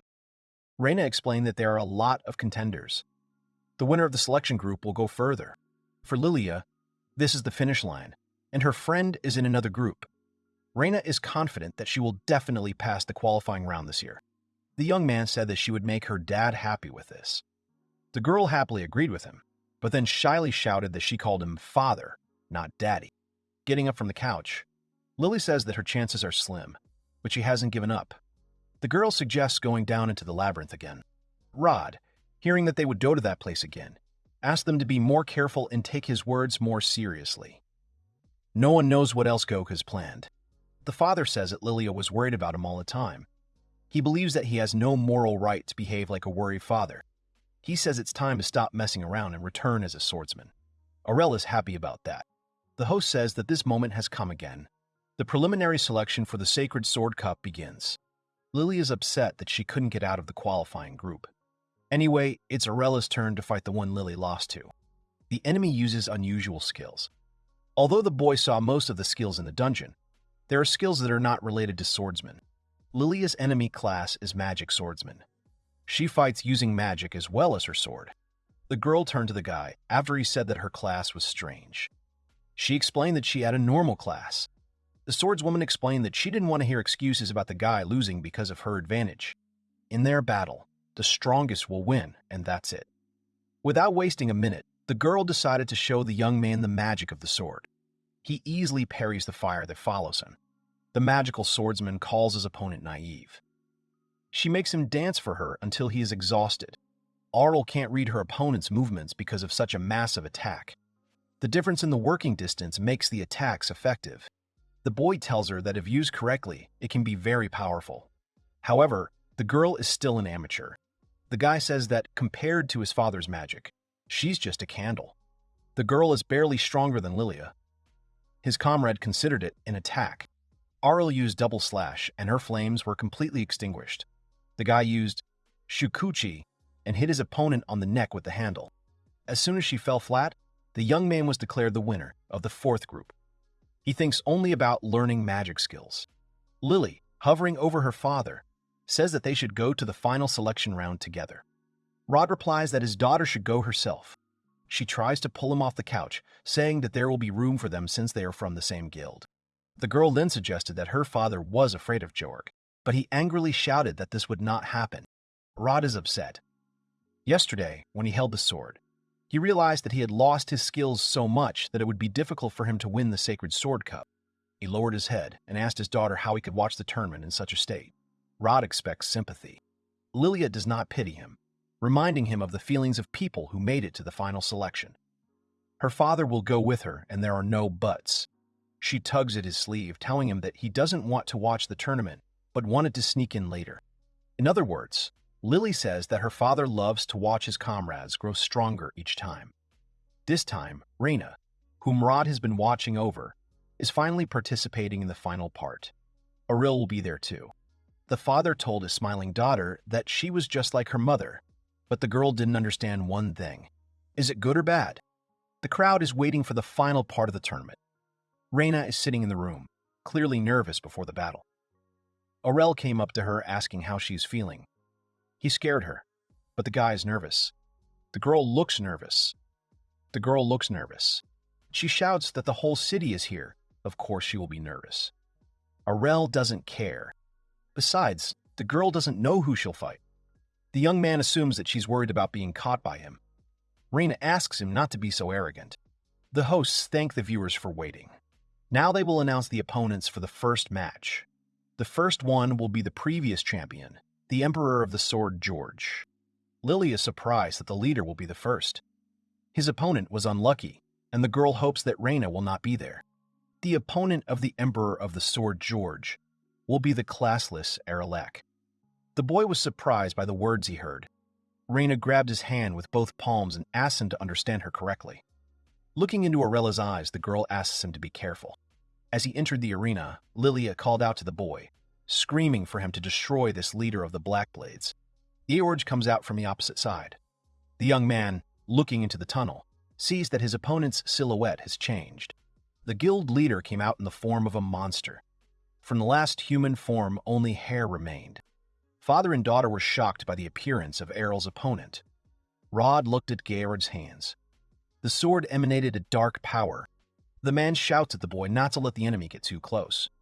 Jorg has the worst weapon of all. Lily wanted to know what her father meant, but he shouted that a powerful demonic creature was imprisoned in the sword. George says he didn't expect to hear that anyone knew about this sword.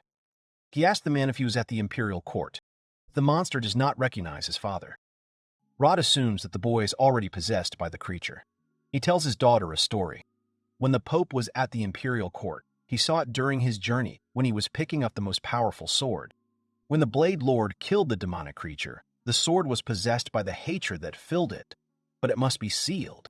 He asked the entity why he was here. The monster said that human life is very short. He waited for several hundred years. All who knew of him died, and the truth became a legend. Fear and horror were forgotten. George sought power and tried to subdue him. The monster's name is Duljalda, and now it's time to enjoy yourself after such a long wait. Reina runs out of the room when she hears the name. The boy doesn't know it, but the girl screams that they learned it in history class. He, a demonic creature, summoned by an evil god long ago. It turns out that the legends are true. The crowd is confused. They have realized that Duljalda is the demon from the legends who has destroyed countless cities single-handedly. The people flee the arena in panic. This creature enjoys these voices. It enjoys listening to cries of horror and despair. However, after centuries of boredom, it is not enough for it. Striking the ground with the sword, a magic circle was formed, around which the floor began to crumble into pieces. While the father and daughter were trying to understand why this was done, people asked to let them out of here, and quickly. Barrier at the exit. No one can leave this area. Lilia is scared that a demonic creature can do something like this. Duljalda enjoys this. For him, making people run away in terror is the best thing in the world. The boy took his position. The monster was surprised that there was someone pointing a sword at him, even after seeing his magic. Arel is not afraid. He points his sword at the creature because he is confident that he can defeat it in battle. He was defeated by the previous Blade Lord, so the monster is invulnerable. But if the guy was a Blade Lord, he would have a chance. Based on the memories of Georg's body, there is no Blade Lord in this world. Duljalda, licking his lips, said that everyone here seemed classless. It was hard for Rod to say this, but the monster was right. Lilia wanted to tell him something that she forgot to tell him earlier. The joke is that Arel defeated the Blade Lord and his mother is the highest class. The guy, looking at his opponent, points out that he made two mistakes. The first mistake is that the Lord of Blades exists in the world. Duljalda's second mistake is that even if Arel is not him, this will not stop him from defeating the monster. The creature is dumbfounded because the boy used Divine Leap. This guy just used a Blade Master skill. Approaching the enemy, the young man used the skill, Infinite Rupture. The arena was filled with explosions, like fireworks. Duljalda cannot defend herself because the young man attacks from all sides, using the Swordmaster's skills without stopping. The monster could not think that the boy was a Swordmaster, but he completely denies these false arguments. Arel knocks the monster back and says that he is just an experienced, classless guy. Duljalda landed on the arena with a crash. The impact of the fall caused the concrete slabs around the monster to crumble. The crowd, unable to escape to safety, thinks that the boy has defeated the demonic creature. The powerless Duljalda cannot accept his defeat and wants to escape from here. But he must escape from Arel and regain his strength. To do this, he must subjugate someone else. Sensing the aura of the crowd, The demonic creature realizes that there is no one here who is strong enough to help escape from the guy. Suddenly, it turned out that no, there was one more. The creature had one last chance. If it could use all its remaining power against the boy, Lilia talks to Reina, happy that the boys are safe. Arel heard a crash behind him. Seeing the blade flying towards them like lightning, the boy shouted that the sword was approaching and, grabbing Reina, jumped to the side. The demonic weapon flew towards the father and daughter. Rod covered Lilia with his body to protect her from the sword. There was a powerful explosion, which broke the structure of the arena. The blade flew to the place where Lilia and her dad were. The boys ran to check on them, asking if the girl was okay. Lily screamed back that her father had protected her, but something had happened. Rod, holding the demon blade in his hands, orders Lilia to stand up. Father cannot resist the creature. The boy realized too late that he should have been focusing on the sword, not on George. In front of him stood a man threatening to kill Lily. Arel says he just needs to defeat the creature again, but the creature says the boy is wrong.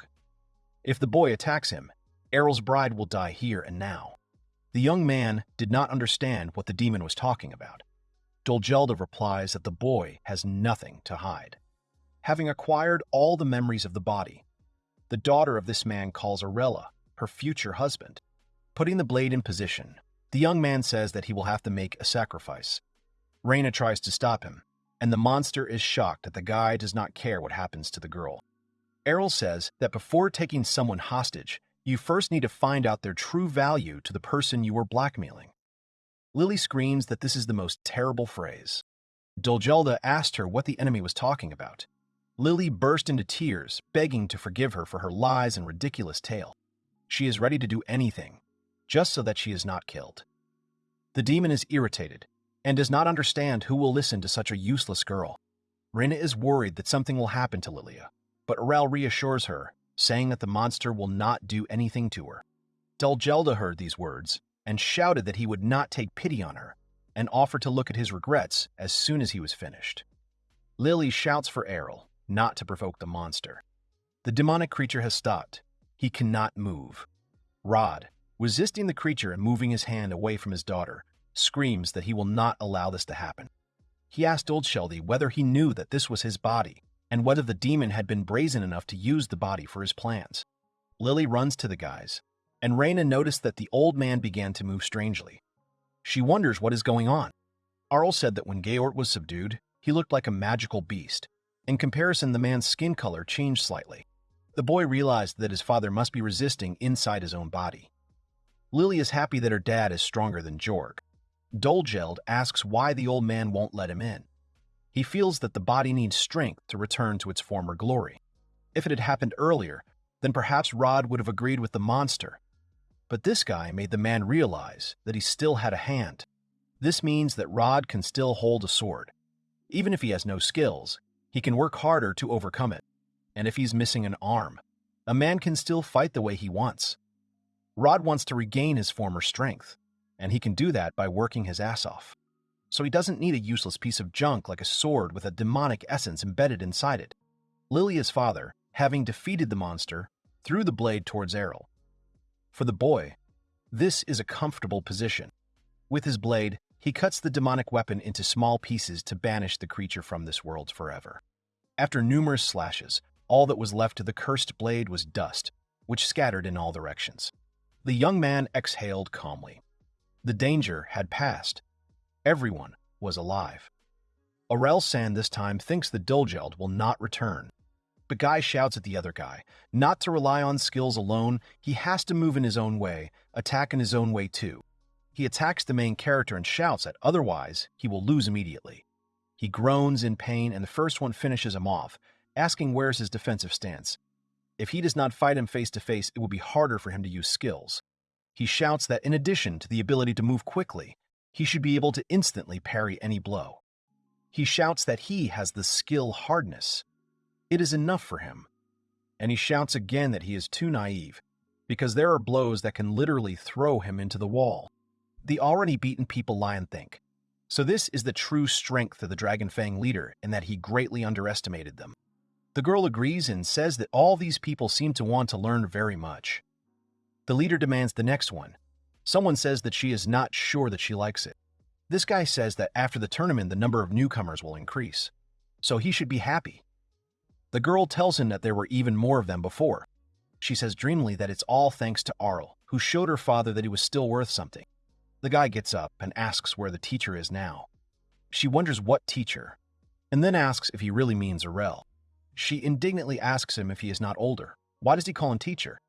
He admiringly says that he owes him his life. He happily tells that after everyone saw the teacher at the tournament, many people wanted to join them. They all want to see him as soon as possible. The girl begins to tense up. Then she cries in tears, asking why he left her alone even after he promised her marriage. The guy looks at her in surprise. The cart is moving with the hero, who looks around and thinks that it has become cold. The cart driver asks his dear client if everything is really all right with him. He turns around and says that the winner of the Holy Sword Cup leaving the city like this has never happened before. Arel replies that even if that's the case, there's nothing else to do in that place. He agrees and says that it's true. Everyone comes here for this tournament. He wonders what to do in the village where he was born. Does he really have any business there? Isn't it a quiet village? Arel replies that this is not so. On the contrary, he has one goal in this village. He asks what it could be.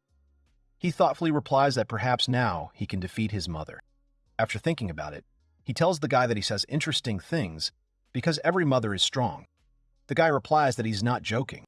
In a village surrounded by mountains and various vegetation, a girl picks a flower, smells it, and says, "What a pleasant aroma. I must not forget to put it in a large vase." She says lovingly that when Arel returns, she will have something to greet him with. Arel stands behind her and watches. He says he thinks she would have known he was there even if he had disappeared. The mother happily says she only realized it a few seconds ago. She congratulates him on his return. She says that he seems to have become stronger. She can tell just by looking at him. Arel asks her if she knows what he is thinking about now. The mother replies that, of course she knows. She is his mother after all. She thoughtfully suggests that she could decorate their home with them. Arel suggests going to the training field in the mountains, and she agrees. In the village, all sorts of traders are doing their business, but here they are frightened by the sounds. They are screaming in panic, asking what is happening. Someone is screaming to look at the western forest, because there is lightning and thunder. One suggests that maybe it's some kind of natural disaster. The other shouts to quickly report it to the police. In another place, the driver asks his client, a dear traveler, if she is not afraid here. It seems that a war has begun here. Reina tells him that the flashes of light are normal, just the classless one having fun.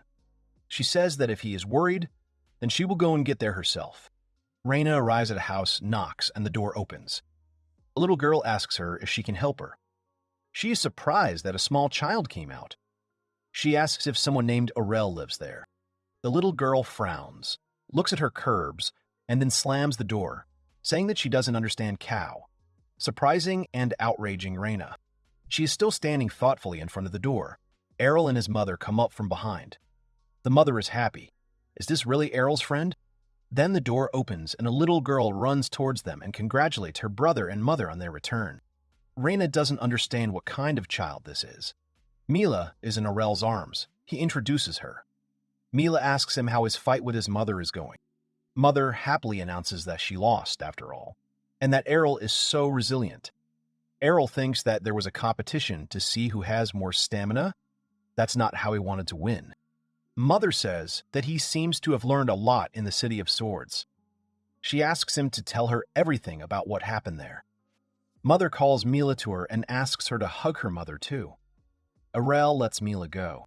The mother adds, asking to tell everything, but without talking about swords. Arel does not understand. He has nothing more to talk about. Mother says she wants to hear how their romance began, hinting at Reina. She loves love stories. Mila doesn't like it. Arel says her name is Reina, and they live together in the city. She panics and screams that she is just an ordinary guild member. Arel remembers and says that he forgot to ask. He asks Reina why she came here. She says she's here because he suddenly disappeared from the guild. He says indifferently that he left a letter. Reina shouts that people usually say goodbye in person. Reina sadly tells him that there were many people who suddenly left the guild for various reasons, such as loss of motivation. Reina says that she thought maybe something happened to him. Maybe he was sick or depressed. Arel replies that he is perfectly fine. He just saw all the swordsman's skills, and that's why he left. The mother says that she came all this way just because she was worried. She says that she must love him. Mila yells at her mother not to take Reina's word for it. Reina denies it and says that she was born here too. Reina adds that he has a request for Farah, that is, Arel's mother. She looks at him in surprise. Is it really for her? Mother speaks with affection in advance. Does she really want to know about all the things that Arel likes? She will teach her everything with pleasure. For starters, she wants to tell about the soup that he likes. Reina now understands why Arel doesn't like to talk too much, and she is disappointed to realize that there is no progress. Reina declares that she wants to become a strong swordsman. She wants to dance with her sword as beautifully as Arel. She thought about how to achieve this and found only one way. She bows to Farah and asks her to make her her apprentice. Arel, his mother, and even his little sister look at her in surprise. Mila sadly says that she will refuse her now. Arel agrees, saying that mom doesn't really like teaching others. Farah continues to look at Reina, who is waiting for an answer. She wants to answer something, but then Evans comes in and shouts at Farah. Farah asks him what the rush is about. He shouts that they saw a natural disaster in the mountains to the west. He asks if she knows anything about it. There were thunderclaps and fire lit up the sky. Farah smiles awkwardly. Arel thinks that she and her mother fought in that place. Evans says that's why he was going to ask her. Then he looks around and sees Reina, who is his daughter. Farah says that she is Evans' daughter and that she looks just like her mother. Evans asks her why she is at Farah's house. They don't know what to answer. Farah says that the thing is that from now on she is undergoing her training to become her future wife. Evans is embarrassed and says insinuatingly, covering his mouth with his hand, that he understands and that Reina has grown up after all. Reina screams in panic that this is not true. Farah tells her not to be so nervous, and Reina insists that she wants to know more about the swords. Here Mila also shouts to her mother that swords will be enough. Everyone looks at her. Mila looks at her brother and asks. He didn't want this either. However, Arel is no longer with them. They wonder where he disappeared to. Someone suggests checking the forest to the west. They take Reina with them. At this time, Arel knocks on someone's house and is told to come in. He opens the door and tells his father that he has returned home. His father congratulates him on this. He says that he heard Mila's voice outside. Did he really bring a cute girl? Arel starts saying that Reina is not only cute. The father wonders if this is true. Then he must see her immediately. He says that besides, he wants to talk to him about something. He asks what it is. He says that he won the duel with his mother today. His father congratulates him and says that he knew that he could do it. Arel says that the second he won, he felt like what he had done all this for had evaporated. He clenches his fists and says that of course he is going to continue training, but right now he has no goal. He doesn't think he can continue training as hard as before. He says that he still doesn't want to rest and that he is not satisfied with moving forward at half strength. His father listens to him attentively. Arel says that's why he wants to go in a different direction now. He turns to his father and asks if he can teach him magic. His father looks at him, confused. A second later, a loud, bewildered cry is heard. Mila screams that she found her little brother, and then tells her father that he will dislocate his jaw. Arel's mother tells Reina that if she is going to teach her, then she must wear something. She hands her some clothes. Reina thinks that learning from the Blade Princess requires special equipment. Reina agrees, and her mother says that is the correct answer. Reina puts on this clothes and indignantly shouts that it is an apron. Mother says joyfully that now they are the same. Mila thinks that only she and her mother can wear the same clothes. Reina says it looks like they're going to cook food. She says that's right. That's what they're going to do. She tells her that she will teach her how to cook Arella's favorite dishes. Reina's eyes widen in confusion. She starts awkwardly saying that she wanted her to teach her blade fighting skills. She says that's a blade too. Reina wants to object, but she says that. Did she know that Arel also learned from her? There are swordsmen who use knives as weapons, so these skills may be useful to her. She remembers these words of Arel. She suddenly shouts that she is ready and that she will not give in to him in this. Mila sighs and says what a simpleton she is. The mother hands over the vegetable and then tells her to start by cutting the cabbage into pieces. She confidently takes the knife and the cabbage, but then hesitates, looking at the vegetable. Mila looks and says disappointedly, has she never cut vegetables before? Reina is awkwardly silent. Then she starts screaming in panic that, of course not, but it's not a problem. Mila looks at her. Reina asks if it's true that she just has to cut it into pieces. She suddenly raises the knife and screams that she just has to literally cut them with all her might. The mother looks at her in surprise, and Mila screams that this is not a cooking stand. Reina loudly brings the knife down on the cabbage, which makes a loud sound. Arel's father and he himself turn around in surprise in the library, wondering what that sound was. They come into the kitchen and the father asks if everyone is okay. The mother turns to them and sweetly says that everything is fine. They just chopped up some vegetables. The mother stands in the background guiltily and the father asks if they really used bombs for this. Mila asks Reina reproachfully if she knows that she broke Mila's mug. Reina tells her that she is very sorry. The mother watches and remembers Farah.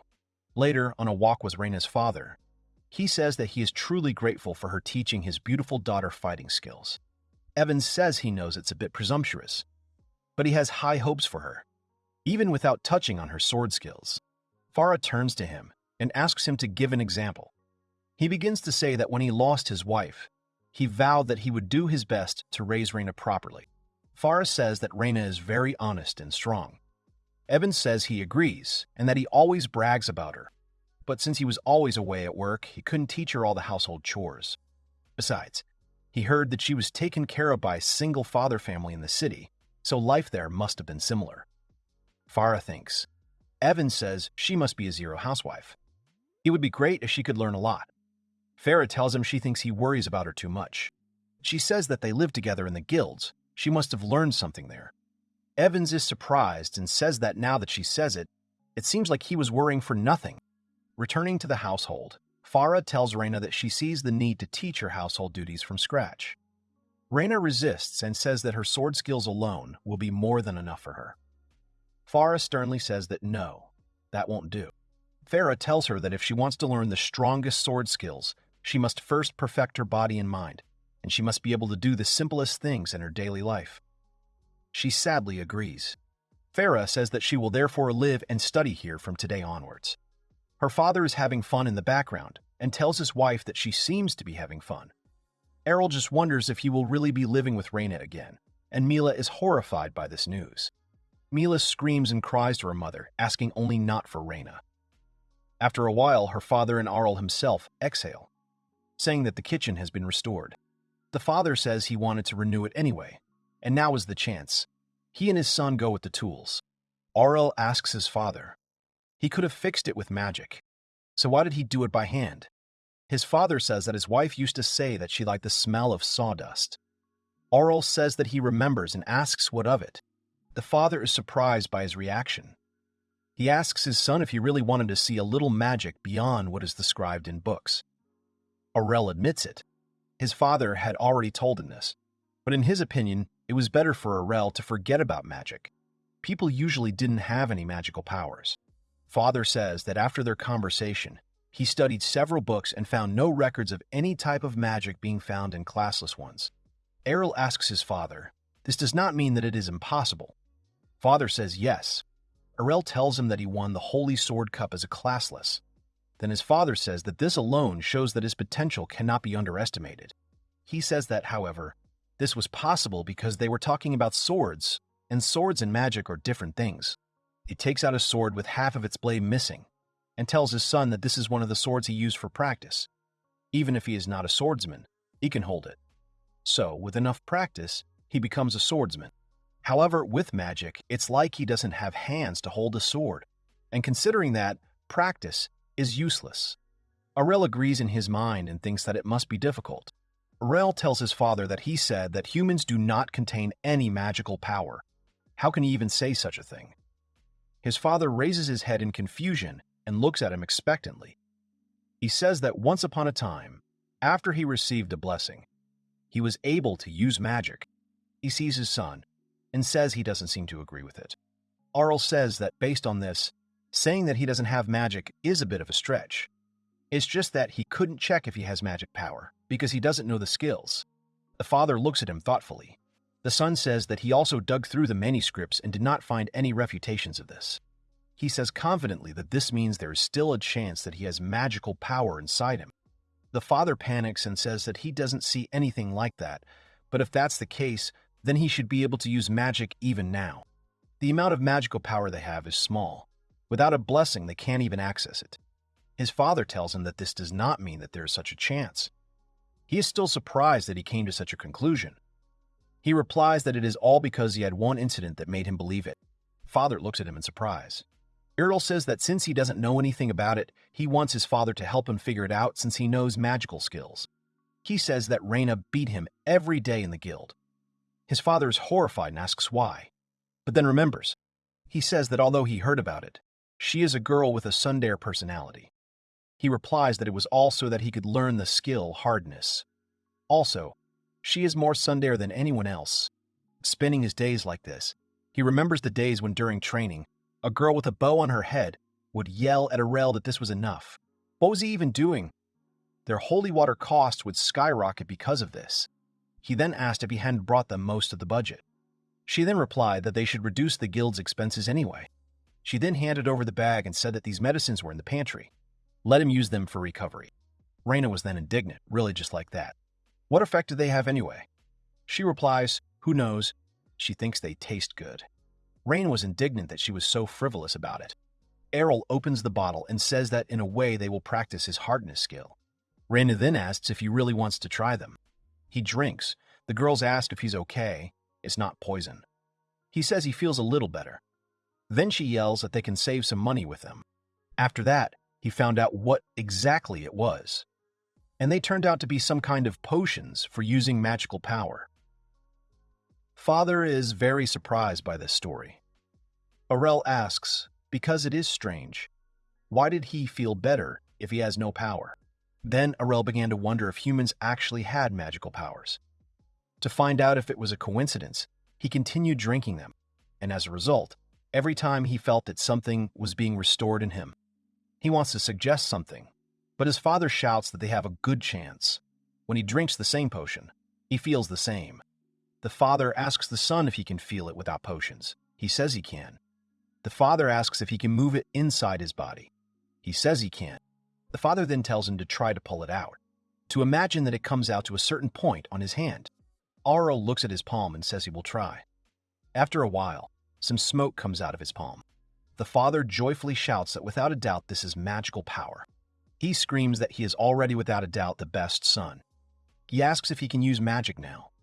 Arel tells his father that he already. His eyes close, the chair falls back and he faints. The father stands in horror and calls for his son.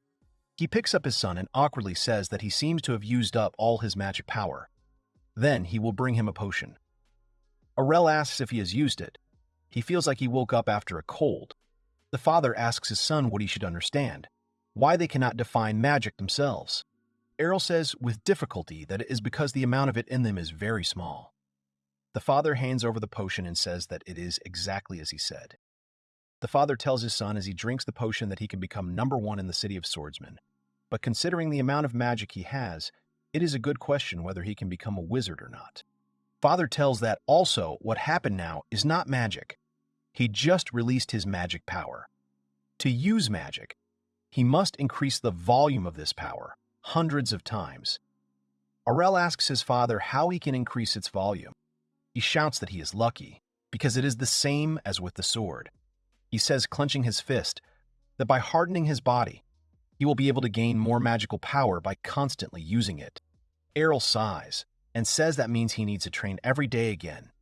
His father says encouragingly that he can do it again. The father leaves and says that they are done for today, and that it is time for a drink. Arel lifts his head and thinks that it is indeed nice to dedicate yourself completely to something. Arel gives his grandmother some coins, and says he would like to buy all the mana potions she has. She asks if it is to restore his magic power, and his father is a busy man. Arel replies that it is not, and that it is for him. Grandma is horrified, then places her palm on his hand and tells him to remember that Grandma will always be on his side. She says that they have known each other for a long time, and she knows that he is a good guy, so she will give him a few for free. Arel says that he has enough money. He asks to just give him the whole stock. Grandma screams that she can't just spend the stolen money. Then her parents will be upset. Arel replies that he earned the money himself. Grandma cries and says it must have been hard for him. He still can't believe the gods decided to make him classless. Arel calmly says that even classless people can make money. Later, Arel comes home and tells about it. His father asks him in surprise if he didn't go to the nearest store. He was gone for a long time. He tiredly says that it would take a long time to explain. Later, outside, he and his father are training. Arel stretches out his hands, and a magic ball appears from there. Father claps his hands and shouts to Arel that this is amazing. There is as much magical power here as a novice mage usually has after the blessing ritual. Arel says that means he is starting over after 6 months. He picks up the bottle and says it is time to drink the potion. Arel asks his father if it is necessary for him to be able to use magic. His father sadly replies that it is not necessary. Arel says it doesn't sound very convincing. The father replies that the problem is that there is still one annoying problem. He hands over a piece of paper and asks to look at it first. He opens it and asks what it is. Is it really a drawing? The father says that they are called magic letters. Father says that in order to use magic, he needs a formula written in such scripts it is used as a basic magical component. Arel asks about the formula. The father replies that it is some kind of teleportation circle that they found in the depths of the underground labyrinth. It was extracted from a formula used as a source that is activated by certain circumstances. There is an exception, though. Usually it creates something like this inside the head.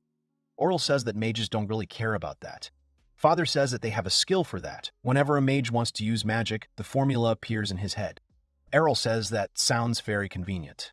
His father tells him that he has no skills, so he has to make up the formula in his head himself, every time. Arel says that it really does seem like an annoying problem. His father encourages him by saying that with enough practice he will get used to it, and suggests starting with simpler things. He wants to tell his son something. They are interrupted by Reina, who shouts, so that's where they were. She tells Leon and Arel that she was looking for them. The father asks her what he can do for her. She says Farah sent her to tell her that dinner is ready. Leon shouts happily that it is time to go back then. He walks away humming to himself, wondering what she has cooked today. Arel is left with an open question. If only he could teach him the formula. Reina kindly says that his parents are very close. She wonders if it would be the same for her if her mother was alive. She admires his parents. Mila is at the table, thanking him for the food and telling her mother that her food is as good as always. Farah tells her that Rain made today's soup herself, although she did the finishing touches. Mila frowns. She proudly tells Reina that the vegetables in the soup were hard to eat, even though she ate it all. Reina looks at her with disappointment. Arel tells Reina that Mila is still little, so she likes soft things, but he liked everything. He says it was delicious. Reina says she is glad to hear it. Reina suddenly turns on, puts the dishes on the table, and shouts for everyone to wait. Arel looks at her questioningly. Reina screams that she came here to become a better swordsman. So why is she only working as a housewife? Farah tells her that the better she becomes at any household task, the more refined her sword skills will become. Reina asks why that is. She replies that it is at least because if she has less chores around the house, she will be able to spend more time on her training. Reina then says that she will try. The father looks on and says they seem to be having fun. Farah hugs Reina and says that it's like she has another daughter. Reina remembers something, and she says that she heard that Arella has a sister or brother older than him. She replies that she has an older sister. Reina says that she hasn't seen her yet. What is she doing now? Farah says that she said that she would create a world in which even classless Arel would live comfortably. She said this and left the city. Reina wonders if she really has to go that far for a guy as strong as Arel. Arel thinks to himself that he can hear her inner voice. Reina is washing the dishes. Mila is standing nearby and drying the clean dishes. Farah turns to Reina and asks if she can practice with her once she is done with the dishes. Reina happily replies that of course she can. She squeezed the plate so hard that she broke it. Mila looks on in horror. She yells that it was too harsh. Farah says that it seems she can teach her a lot. Mila yells at her mother that she spoils her too much. Father tells Arel that it seems that her mother liked Reina, as did he. He starts praising her and saying that she is wonderful and beautiful. Then Farah comes up and with a threatening face asks her husband, "I wonder who he likes more." Leon says of course she does, and that she looks as young as ever, as if she were still in her 20s. Farah says that she doesn't think so, that they would have it like that even if Mom were alive. He shouts she is his first priority. That is, she is the only one. Reina looks and is surprised by the princess's anger with the blade. Mila looks in horror. Arel says, "Well, that's something." Later, Arel rides in a carriage. He asks the driver how far they are from the city of wizards. It seems to be starting to rain. He answers 2 or 3 days, and that it depends on the weather. He says that the weather around this part of the road is rather depressing. A boy asks him if he is also going to the City of Magic. Arel answers him that it is so. The boy asks him, isn't he already too old? Why did he stay so long? The girl tells the boy to stop, calling him Kaito. The girl says that this guy probably failed the entrance exam several times. You can't laugh at stupid people. Arel thinks she's trying to be kind, but it's only more cruel. Kaito asks her, Kufa, if she doesn't look down on him even more. She yells that she's not doing anything like that. A little girl asks them if they could stop arguing.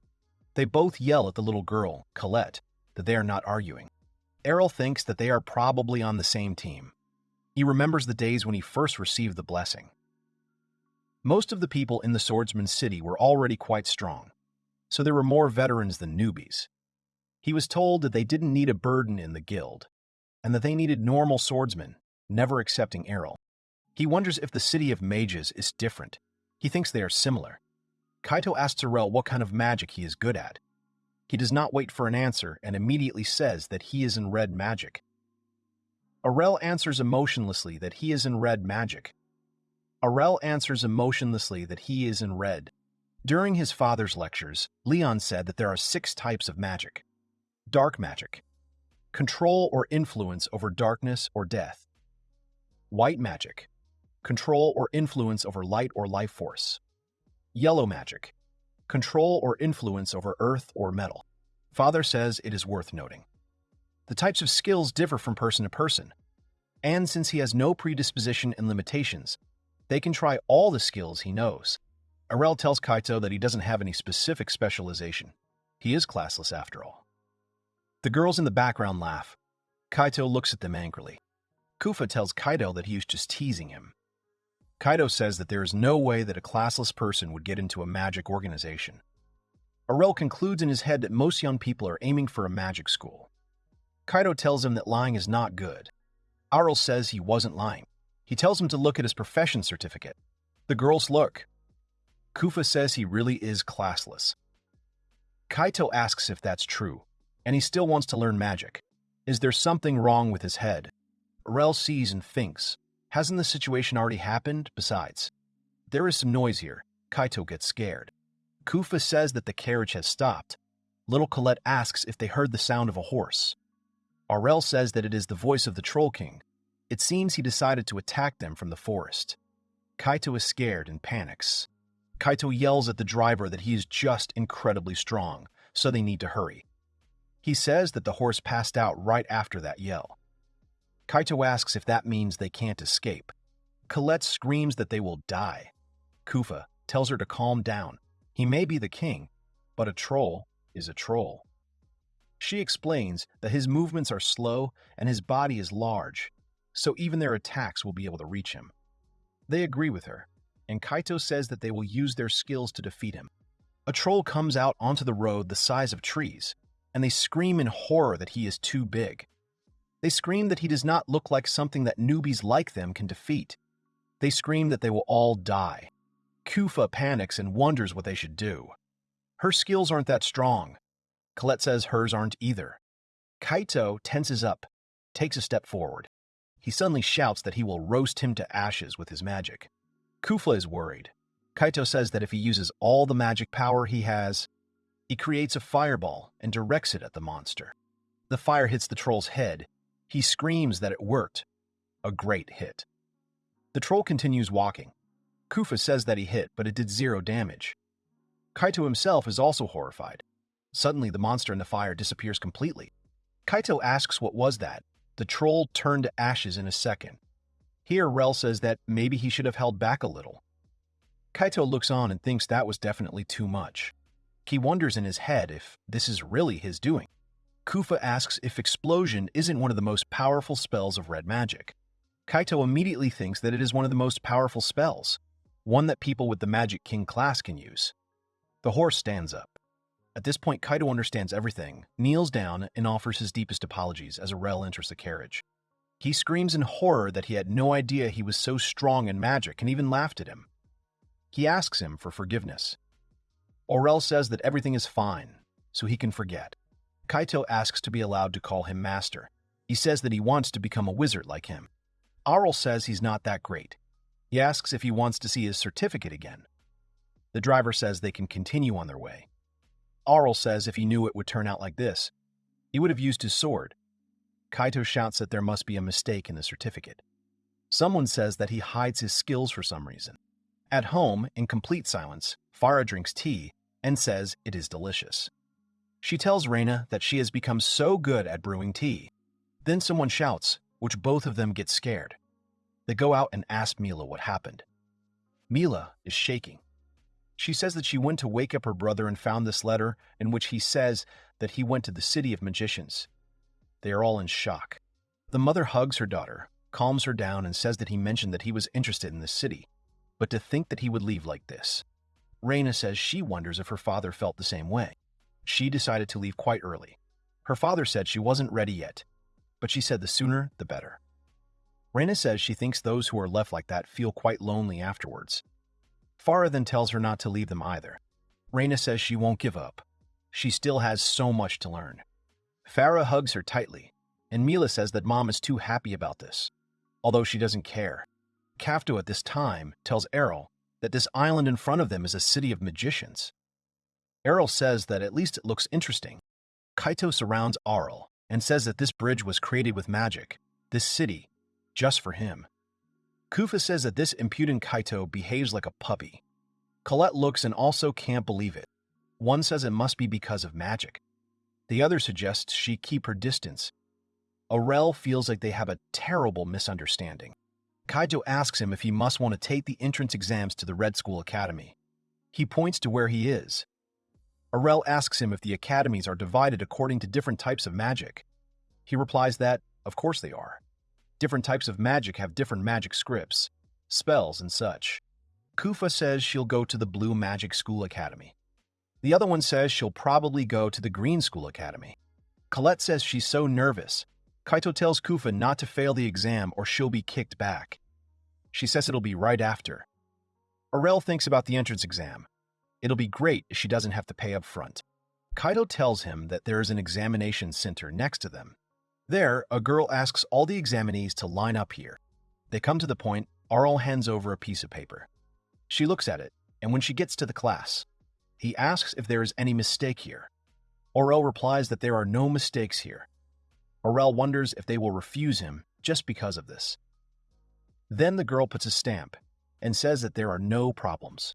She hands him the piece of paper back and says that he will be number 12. She asks him to wait until he is called for the exam. Arel asks her if everything is okay. She answers that it doesn't matter what class he is in. Everyone has equal rights to take the exam. Arel looks and says, then everything is very good. He thinks that the rules in the City of Swordsmen were just too strict. Kaito asks to let him take him to the exam. Arel asks Kaito if he knows what he'd be wearing. He says he heard something from the mages in town. If he hits a target far ahead of him, he'll obviously pass the test. They walk in and see a little boy using a fireball and hitting a dummy. He is happy that it hit him. Kaito says the target is this mannequin, quite far away. The curator says the next one is number 11. Then a boy a little older comes and says that it's just one fireball. No originality. The curator asks, is this really a high-ranking mage at that age? Arel asks Kaito if there is anything surprising about this. He replies that if he is given such a rank after being blessed, then he is a genius. He can then follow in the path of Edita. Arel remembers his father, who was given a high rank after being blessed, and says that he can also end up as an ordinary old man in the village. Number 11 asks smugly, is it okay if he melts the armor with his magic? The curator replies that he doesn't mind. Kaito tells Arel that he's one of those arrogant guys. He doesn't like him. Arel agrees and says that he thinks he is not the only one who doesn't like him. Kaito is surprised. Number 11 is about to burn the dummy to ashes. Kaito says that it's a pillar of flame. This one is really a mage. The others are indignant. Is he seriously taking the exams with them? Kaito says that his master is still the strongest. Number 11 turns around. He says that he can't ignore these words. He asks if his master is on the same level as him. Kaito says that he is better. Arel slaps Kaito on the back of the head and asks him to stop. Number 11 says that his master has judged him correctly. He says that burning the armor like that is impossible for a normal wizard. Arel tells him that he thinks it would be interesting for him to turn around. He turns around and sees the mannequin standing there unharmed. He wonders if he didn't melt it. He says, in surprise, to think she resisted his eruption. The supervisor says that it must be the old mithril armor from their school. The crowd discusses what kind of mithril it is. Is it that same hard metal? Kaito is glad that he failed, even though he was so confident. Then Kaito starts again, that the master can definitely do it. But then Arel hits him on the head again. He tells him not to drag him into this. Then the curator calls the next one, number 12. Then number 11 tells him, since he's so sarcastic, how about showing him his strength? Arel replies that he didn't say anything. Then Kaito comes out and shouts that of course the master will make him stare in surprise. He remains in place with a new bump on his head. He goes to the mannequins, thinking that it is his first time using magic on mithril. So this is a good chance. He might as well go all out. Arel causes an eruption, after which a certain line hits the mannequin on the head. Number 11 asks what that was. The pillar of flame was so small he only saw it for a second. He thinks it sucks. He says it's just like a stunt show. At least he found it funny. Then the dummy starts to melt. He screams that it can't be happening. The mannequin melts completely and loses its shape. Number 11 freezes in shock. Kaito screams that he has melted. Number 11 yells that this is some kind of setup because mithril can't be melted by eruption. Arel tells him that he is right in that it wasn't exactly an eruption. With the adjustment skill, he changed the concentration of the flame and the activation time. He wonders if he was the one regulating the magic. Kaito yells that he will be the one trying for him, so let him watch. However, Arel leaves. Kaito asks him where he is going. Arel replies that he went to other exams. At this time, Kufa uses a water ball and hits the dummy. She is happy that she hit it. Arel congratulates her. She asks him what he is doing here. Arel answers that he is taking an exam. Then the curator calls the next one. Arel uses Ice Age, which completely affects the mannequin. They are horrified again because it is mithril armor. Arel then goes to the Green School Academy. He sees Colette, who is crying and saying that maybe she really can't. He approaches her, which scares her. He asks her what happened, if she was correcting the exam. She starts screaming that her legs are numb from nerves, and she hasn't even reached the reception center yet. She starts to say that she is one of those people who becomes useless when she gets nervous. She asks Arel how he copes with it. He replies that unfortunately he is not that nervous, or maybe he does not realize it. She asks in shock if he is not nervous at all. Arel asks her what worries her. She says she is afraid of possibly failing. She thinks that this fear is the main reason. Arel thinks about it, then asks if he can ask one more thing. She says she can. He asks if she is afraid of failure because she has never failed. She says that it is something completely different. Yes, her life consists of failures, so she wants to avoid another one. Arel says that then he does not understand. If she constantly experiences failures, then why is she afraid of them? She listens and wants to say something. Arel continues his monologue that her life will not end if she fails. She has already experienced them. She knows better. She looks at him in surprise. Arel says that he would understand if she died after failing the exam, but that will not happen. She agrees and says that of course it will not happen. She already says with a smile that everything is right. She will still have a chance, even if she fails. She thanks him and says that she will try. Continues the exam. Arel uses Tornado. Colette says in surprise that he launched armor pieces into the air. Arel says that it is not mithril. He moves on. He goes and thinks that he passed the exams for the Yellow and White Academy. so only the black one remains. He goes and says that this is almost an abandoned house. It seems that some stray animals live here. Then he hears some scream. He turns around and sees a woman. She asks where Gu is. Did he see her? She turns away for a second, and she disappears. Arel thinks it's best not to approach. He says he can still hear sounds from the box. She looks and tells Gu that it's Mommy. She pulls out a strange creature and says it's a chimera she made. She asks if it's not cute. Then another one comes up to them and says that she still can't learn. Behind Arel and wishes well to the Black Academy. Arel is surprised and immediately cuts off the skeleton's head with his sword. And the skeleton indignantly grabs his head and asks why he cut off the head of such a young lady like her. Arel asks if it's some kind of undead monster. The skeleton puts its head back on and says no. Her name is Retalia. Arel says there are only weirdos around. No matter how you look at her, she's still a skeleton. Retalia says she's a great office worker. He turns to Retalia and asks if she will take him to the exam. She replies that the Black Academy has no exams. She says that there are only children here who want to learn black magic. They are happy to have anyone. Arel says that he doesn't know if this is a good idea. In the background, a woman keeps kissing her gubber. Arel thinks that it seems he has no choice here.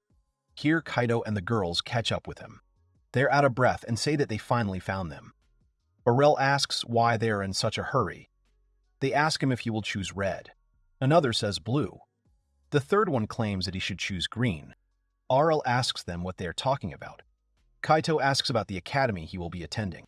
They say they know he was accepted to 3 academies, but which one will he go to? Arel replies that he didn't plan to choose one. He'll be in all 3. He replies that that's not possible. Arel says something about 6 and then adds about red, blue, green, yellow, white, black. He plans to visit them all. Everyone looks at him in surprise. Arel counts the cards in his hands to 6. Kaito says that these are student cards for each academy. They are all surprised. Kufa asks if he really got accepted to all of them at once. If no one said anything, Arel says no. It seems they don't share information between different academies. The 3 of them look at Arel with interest, sitting on the steps. Arel says he got his tickets and looked at each one. He thinks there won't be any problems with them.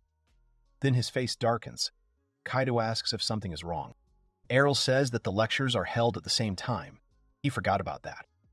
Kaito says that he also said that it is impossible to attend all the academies at once. Arel says that the attendance requirement for the exams is around 20%, so it seems possible to pass. Colette tells him that he won't be able to pass the course without attending the lectures. She says that the information itself is not note-taking, so he must take notes. Arel says that he understands. He thinks. Then he asks them if he can borrow their notes. Kaito says of course he can. Kufa says it can't be helped. Colette will be happy to help. Arel says that the problem is solved then. Arel says that the Black Magic Academy has introduced self-study. He looked at the curriculum and it's weird. Retalia said that they don't have any lectures. Kaito wonders what kind of crazy academy this is. Arel says that yellow and white are left. If he takes care of them, everything should be fine. Kaito says that's right. Kaito tells him to go to the Red Academy lectures first. Kufa asks Colette if she heard. They will succeed. They have to go through one academy. Colette awkwardly says that they are not Arel. Kaito shouts for everyone to get ready for the first lecture, and they happily head off to their classrooms. Arel and Kaito come in. He asks where he wants to sit. He says somewhere in the back. Number 11 is sitting in the audience. He stands up abruptly and shouts that it's him again. Arel just walks past. Kaito looks at him questioningly. Number 11 shouts at him that he can't ignore him like that. Kaito tells Arel that it is the loser from the entrance exam. He shouts angrily that he does not remember losing to him. Number 11 desperately says that he misunderstood the magician losing to the wizard. Arel tells him that he is not a magician. Number 11 tells him that he thinks so too. Even though they are both beginners, it is not strange that at his age, he is already a magician. Arel says that he is not a magician either. Number 11 is horrified, wondering if he is even higher, if he is the king of wizards. Arel replies that this is not so, and this is not true. Then the teacher asks everyone to take their seats. A teacher with a bald head comes and says that a lecture is about to begin. Then they immediately ask him a question. The lecturer asks number 11 for his name, who replies that he is Royce. He points to Arel and says that this guy used a Russian on the entrance exam. So what class is he in then? The lecturer looks at the list and says that only 2 people use the eruption, Rice and Arel. Kakon thinks. The lecturer says that Arel is classless. Roy stands there in horror. The lecturer asks everyone to open their workbooks. Roy stays there with his thoughts. Kaito passes by and says that he will probably get used to it. The lecturer gives a lecture. Kaito barely takes notes and says that there are too many magic symbols. He says with horror that it is already quite difficult, but then there will be pronunciation and formulas. Arel sits and thinks that they are starting from the very beginning. The wizards who received the class during the ceremony should be able to use magic instantly. Usually these magic symbols appear in their minds. He wonders if they still have to learn them. The lecturer says that perhaps there are those among them who cannot remember the magic symbols and sentences. He says that thanks to their abilities, they can use skills without knowing them. If they understand the formulas, they will be able to apply them better. He explains that most skills have an acceptable effect, absorbing magical power at a level acceptable to its owner, thus preventing harm to their body. Arel understands everything. The lecturer says that, however, for example, one can use complex techniques, mixing and changing formulas. They can make ordinary spells show incredible effects. Kaito looks at Arel and wonders if that's what he did, so it must have been a complicated technique. Arel remembers that his father would just mix them up every day for fun. He would let him try everything. Later, they go out for a practical lesson. Arel says that there were no such lessons in other academies. Perhaps the Green Academy will be the most interesting. He pulls himself up and says that this is his first time experiencing the magic of flight. Colette asks if this is true. She asks if this is despite the fact that he uses high-level magic. Arel replies that he has special circumstances. He remembers that his father is seriously afraid of heights, so he suggested without levitation at home. Arel did not even want to look at the formula. The teacher asks the children to move away from each other. Arel calmly says that he will practice levitation now. The teacher tells them to first create an image in their minds of riding an updraft or spreading their arms, imagining that they are a bird. The boys spread their arms out to the sides. Arel obeys and immediately thinks that this method takes skills as a basis. He thinks that even if he imagines it, he doesn't know the right formulas. He thinks which one to use. Someone here shouts that it's amazing. Here Colette screams that she is really flying, but she immediately and sharply falls, groaning in pain. The others say with laughter that was a hard landing. Of course it must have hurt. She turns to Arel and thinks about crying. But then she confidently says that she is fine, and that failures will not stop her anymore. Arel smiles and thinks that she was able to fly after all. A little practice, and she will definitely learn to fly. Arel thinks he needs to hurry up and start practicing. If he needs to imagine an image of an updraft, maybe he can use a tornado formula under his feet. A tornado actually appears under his feet and lifts him up, but after a while he falls even further. He is completely covered in scratches and bruises, saying that it was clearly a mistake. He gets up, coughs, and is dusted off by Colette. Then one boy tells everyone that they are losers. He shouts at them to watch. He will show them how it should be done. He takes off. Colette watches and shouts that it is amazing. He says that he has been practicing levitation ever since he became a wizard, so he won't lose the race. Arel doesn't understand and asks about the race. Colette says that it is a game using levitation. She says that the Green Academy is known for this. They fly in races and determine the fastest one. The teacher says that by comparing themselves to others, they will not become better until everyone learns to fly normally. She asks them to help each other.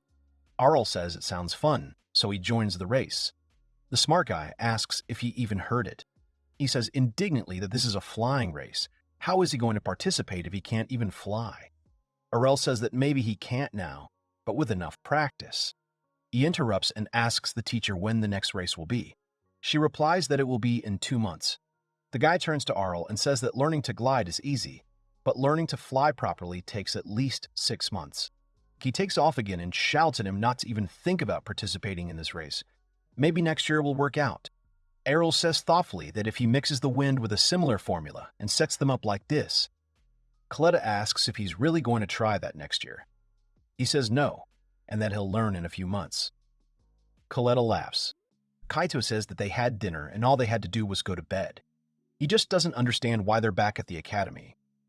The girls behind him apologize. Colette tells him that she was scared to go alone to get something she forgot. Kaito says that it's easy to get lost in the dark. He asks them if they will be okay now. Colette says that Kufa told him to come with them. She hides behind her and says that it is just in case. Kufa asks him if he understands. Still with these rumors, he thinks. The more of them, the better. He doesn't understand. And the girls are horrified. Does he really not even know? Kufa tells that recently, almost every day, it appears here. He screams in horror and asks what appears. Kaito covers his ears and yells that he's not listening. Kufa giggles smugly.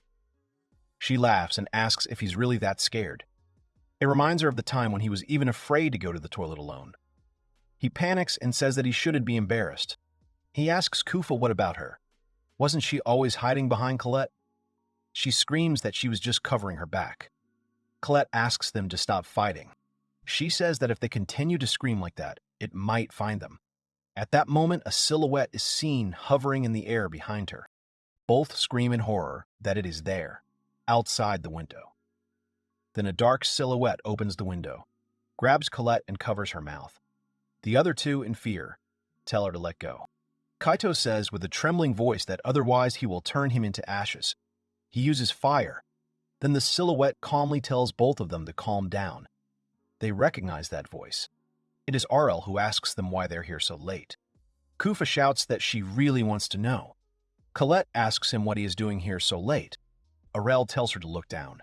Colette looks down and sees Arel floating in the air using levitation. Arel says that he is here practicing to prepare for the race. Kufa still hides behind her and says that means the rumors were about him. Kaito asks if he does this every night and he won't ruin his health. Is it normal to be constantly on the verge of death practicing? One of the girls screams that it's not normal. Arel says that he sleeps normally, for example. He was sleeping just now. They don't understand what he's talking about. Arel says that he planned to sleep until the morning, but woke up because of their voices. Kaito asks him if he was sleeping while floating in the air. He says yes, he was. He can practice while he sleeps, killing 2 birds with 1 stone. Kufa yells that he's crazy and that sleeping doesn't count. Kufa says that it would be better if it was a real ghost. Kaito says that he thought that he would become stronger by joining the academy, but he was wrong. He turns to his master and says that he believes he will never reach his level, but he wants to start practicing on his own. Kaito yells at him that he will at least become special in the magic he can practice. Kufa thinks about how much he practices. It seems like he was born a genius. Colette says that, after all, he acquired his skills by putting in a lot of effort. Arel tells Kaito that first he should learn to use magic without fear of ghosts. He replies that he was not afraid of anything. Kufa says that she is not trying to copy Kaito, but she will also start training hard in her form of magic from today. Colette says that she will try her best too. They all say goodbye and wish each other good night. Arel goes and says that now he is fully awake. He sees Ratalia and calls her. Ratalia asks him if he really came to visit her. He says he came to get permission to go to the library. Ratalia asks what book he wants to borrow today. He replies that he doesn't know yet. Arel takes the piece of paper. Ratalia hands him and says that he plans to read all the books he doesn't have at home. He says that the books here contain a lot of useful information, and that he would also like to read them now. Ratalia says that most kids can't read books about black magic because they make them sick. She asks if he'll work here. She thinks he's perfect. During a lecture, Arel interrupts and asks the lecturer if he can ask something. The lecturer asks him what it is. He says that the 3rd line in this formula is an error. The professor says he's right and asks to be allowed to rewrite it. Kaito says he's surprised the master noticed it. Arel says he can't recreate those formulas in his head, so he had to learn them all. He is horrified and asks how it is to learn a large formula. He answers that there are abbreviations for them, so it is not that difficult. Arel says he can recreate the formula on the board knowing only 30% of it. The lecturer turns around and says that's interesting. He asks him if he could write the formula on the board. He comes out and says, writing the formulas, that with this, they can turn it into this. The lecturer looks and says in surprise that 10 lines have transformed into 6, and it can now be activated. He says that it is clear to him. He says that now that he has mentioned it, it must not be as difficult as he thought. The students do not understand what is going on. Lecter tells Arel that it's not too safe. If he messes up here, it could cause an explosion. He replies that he has a blessing, so it'll be fine. But if it doesn't kill him, then okay. Although it will hurt a lot. Here Kaito shouts that he doesn't want it to hurt. Arel returns to his place and says that he will get used to it. The professor thinks about Arel that he understands the formula perfectly. The lecturer asks Arel if he wants to take the transfer exam. He asks about it, and behind him, Royce suddenly stands up and asks to wait a minute. Royce asks him to let him take the exam too. Later, the girls ask if Arel is really going to take the transfer exam. Kufa says that it's not surprising, in fact, she expected to hear that. Kaito asks why, isn't it amazing? Kufa asks. They told them when they entered the academy that there was an opportunity to skip the first years. Kaito says that it usually takes 2 years. But now, not even a year has passed, only a few months. Kufa says that it is true and it is indeed strange. Kaito starts talking about Royce, touching on the topic of strangeness. Kufa asks what other guy.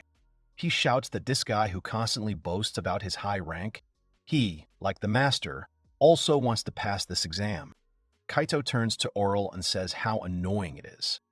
Arel asks him if he's serious. There's nothing wrong with taking advantage of the chance he's been given. Arel says he can understand someone who hates losing. Kaito says with horror and regret that the master really likes Royce. Kufa says that envy is a bad thing. Kaito tells her that he's not jealous. Colette tells Arel about the transfer exam. She is interested in what it consists of. She happily says that she will also hand it over in a few years, so she asks him to tell her about it in detail later. Arel happily agrees. The lecturer tells Race and Arel that they will now begin the transfer exam for them. He points to the area for it. It's a long road with a hole. Arel asks why there is a straight corridor. Roy says he sees iron bars at the end of it. He says they have magical creatures trained outside the gates, especially for these exams. The lecturer says that the examinee goes down this corridor. After the cage opens, a magical monster will run straight at them, and they must defeat it before it gets too close to them. The lecturer says that if they can handle her, they will pass the exam. It's easy after all. But if she gets too close, they might get hurt by the attack. So he asks them to be careful. He asks who to start with. Arel says it makes no difference to him. Then Royce shouts that he will go first. He goes forward, goes down into the corridor. The lecturer asks him if he is ready. He answers that he is ready. The lecturer shouts that then he will open the cage. Royce sees a rabid minotaur in front of him. The monster sniffs everything around, fixes Royce, and starts running towards him. Royce realizes it's too fast. He uses eruption, but misses because the monster is too fast. Arel tells the lecturer that he did better than in the entrance exam. He changed the formula. The lecturer says that the lessons were not in vain. He says that, however, the eruption is usually used against static targets and is not intended for moving targets. In addition, the pressure of the beast rushing towards him makes him even more nervous. Royce keeps attacking but misses. Here the monster comes so close that its paw is near his face. He freezes in horror, but the minotaur disappears. He sits in fear and asks if he really disappeared. The lecturer smiles and says that this is a school, so they care about safety. Arel sees and thinks that the lecturer enjoys scaring the students. Royce comes out of the hallway, breathing heavily and thinking about how he couldn't hit it. The lecturer tells him that the result is clear to him anyway. He explains to a frightened Royce that usually this only comes after several years at the academy. What he has already tried shows his progress. The lecturer hopes that in 2 years, the other students will be able to defeat the minotaur. Royce looks up and thinks that means he will be stronger in 2 years. So the teacher already knew about his ability level and still allowed him to participate. He wipes his tears and says that he realized that he is nothing and that he is just a weak mage. But he will not give up so easily and will continue to study to meet his expectations. The lecturer says that he has high hopes for him. Lecter says that Arel is next and asks him to go down to the corridor. He obeys. Lecter says that he needs to do the same. He has already prepared a magical beast. The gate opens. The same monster comes out. Arel immediately thinks that it is the same species as before. It looks much bigger and darker. The lecturer looks and recognizes the fur. Then a girl comes and tells teacher Bacchus that she is very sorry. There is a possibility that a high-ranking minotaur mixed with ordinary ones for the exam. He is horrified by this information. The girl screams that this is why they have to cancel the exam. She sees the monster and screams in horror that it is him. Arel stretches out his fingers and uses a fire spear. There are two of them. The mage girl wonders. Really two at once. The lecturer says that they have less power than the eruption, but it is easier to hit a moving target. Once it hits the legs, it will immediately immobilize the target. As she said, it is a high-ranking monster. The monster dodges the blows. The girl screams that he predicted the trajectory and dodged. Lecter calmly says that it is quite problematic. They set up a trap that will stop anyone who attacks the examinee, but in this case, it might not work. The lecturer yells at Arel that he will stop him so he can go upstairs. Arel yells back that everything is fine for now. He confidently says that he will defeat him. The lecturer shouts that he will dodge any magic he throws at him. The girl tells the teacher to look up. She says that those are the spears that Arel just summoned. The spears fly back to the monster. They are amazed that the monster falls. The girl screams that they hit right in the legs, so the minotaur does not move. The lecturer wonders if it was a coincidence, but then realizes it's impossible. He asks him if it was a stalking effect. He replies that it was, and that he was aiming for his back. And to finish it all, he uses the eruption. It hits the lying monster. It dies completely. The three close their eyes because it is too bright. There is nothing left of the monster. The lecturer looks at Arel. He thinks that even the best students had problems with the high-ranking minotaur, and he killed it without giving it a chance. He thinks that his level is definitely higher than the new students. Besides, he is classless. There must be a reason why he hasn't been assigned a specific class. In reality, he sees him as a mage, or even more. He turns to Arel. Arel turns to them. The lecturer congratulates him and informs him that he has passed the exam. Later, Kaito smugly says that this is amazing. Kufa doesn't understand why he is bragging about this. He replies that a student is always happy for the teacher's success. Arel says that he is not his student. Colette looks at the sighing Arel and asks if something is wrong even though he passed. Arel says that perhaps this exam is now more like an exception to the rule. Colette agrees and says that they usually take place once a year at the end of the semester. Kufa says it's just like this time, but if the professor gives his consent, it's possible. Arel says the teacher even spoke about it first, but it might be even more difficult in other academies. Kufa asks him not to say that he also plans to take the exam at the Blue Academy. He replies that not only at the Blue one, but at the other academies as well. Kaito shouts that the master can do anything. Colette shouts that she will also give it her all. Kufa does not understand their behavior. She asks him how unusual he can still be. If in the future she is told that he is a normal person, she will not believe it. The teacher asks him if he really wants to take the exam. What is he saying? She turns away and says that the exam is held once a year. He says that he knows. He says that this is possible if the professor agrees. She replies that this is only possible for truly gifted students.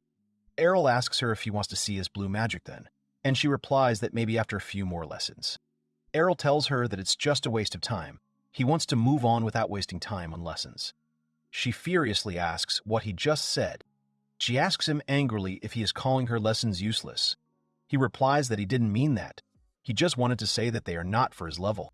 Kufa tells him that he is good at magic, but his choice of words is terrible. Arel asks if that is true. She says that if he wants to go that far, then why doesn't she look at his skills to see that he is worthy of the exam? Arel asks why she didn't agree right away. Kufa covers his mouth with her hand and apologizes to the teacher for him. Later, they come to a room. He comes in and says that there is quite a small space. The teacher says that it is just a training area. Kufa is sitting on top and watching them. She thinks that she knows that Arel is strong, but Heigel is the president of the academy. She is another candidate for the Magic King class. He really angered her with this. She doesn't know how this will go. The teacher suggests to begin, observing the rules of a training battle. No physical attacks. The one who breaks through the divine protection of the other first will win. Arel asks if he wins, she will let him take the exam. The teacher doesn't understand what he's talking about. She asks him if he's crazy. She's just assessing him. He says he can beat the teacher. Arel says thoughtfully that he'll never know unless he tries. He says that maybe he has a chance to win. The teacher is silent for a long time and then suddenly smiles. She tells him that he seems to be even more arrogant than she thought. Arel even looks scared. The teacher says that it is great if he is so self-confident. Then she decides to start with something. She immediately uses Ice Storm. Kufa coughs behind her. She thinks what's wrong with Arel. Her lips are frozen from the cold. She sees that everything here has frozen at once. The teacher says that it looks like if he didn't react in time, he turned into a huge icicle. She says proudly that he is behind her. The point of mock battles like this is to show off the strongest magic he has from the start. She turns away and says happily that it would be good to remember that. Then the ice starts to crack. She turns back and wonders what is happening. Arel's fist comes out of the huge ice. She looks at it in surprise. She wonders if he used the ice barrier protection spell. Arel comes out and shakes off the ice. The teacher thinks to himself that he prepared this spell in advance and activated it at the same moment as she did. That's how he blocked her attack. She starts to think that he seems to be quite good at creating the formula. Then Arel says that it's his turn now. He uses the Ice Edge. The teacher says with a smile that it is a beginner-level skill, and there are about 15 pieces of ice. Quite a talented guy. Kufa thinks to herself that her limit is 2 pieces. The teacher asks if he really thought he could defeat her with something like that. She reflects the edge of the ice. Kufa looks at her in surprise and admiration, thinking that since he is amazing, she intercepted all the ice cubes perfectly. Arlu now understands, so she is a real professor. She thoughtfully and demonstratively says that this reminds her of something. She tells him that he used the Ice Edge in the entrance exam, so he specializes in it. She says that it won't be enough to defeat her even if he increases the number of ice chips. Arel asks if that's true. He suggests testing this theory.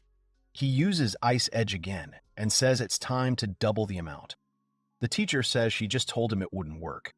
He attacks while she says even she can create about 100. Arel says more, 100 on the right side. The teacher turns around in confusion. Arel says there are the same number on the left side. He says there are another 100 behind her. She wonders if they are all at once. She thinks it's easy to increase their numbers, but changing the side they appear on requires a more complex formula. She realizes she can't knock them all down with just one edge of ice. She uses the ice shield, but admits to herself that it is hard. Although the number is increased, the power of each of them should be less, but they hit as hard as before. But in the end, it's still a beginner level. He won't be able to break through her shield with it, in her opinion. She thinks that if something happens, she will use those ice blades to defend herself. That way, she will save her magic power and defeat him with a simple blow. With the level of power he uses, he will soon run out of strength. She plans to go on the offensive once his attacks stop.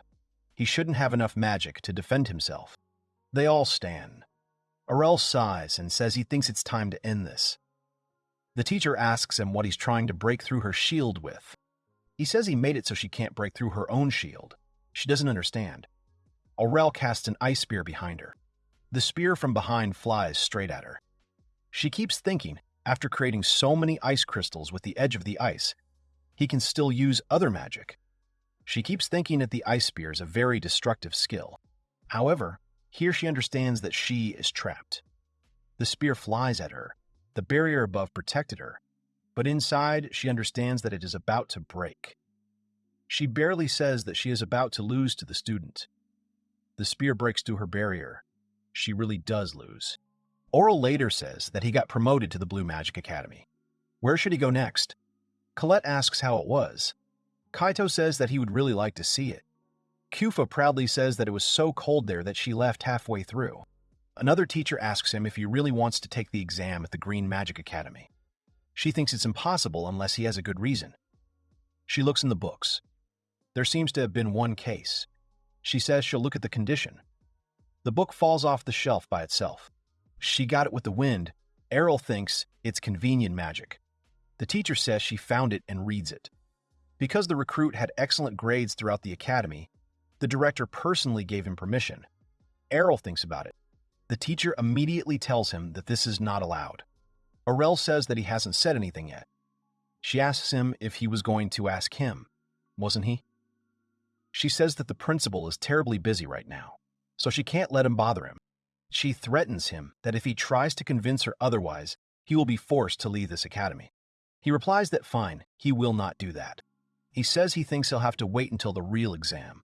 She asks if he's going to participate in the air race. He says he is. She then says maybe he can talk to the principal. Arel is interested.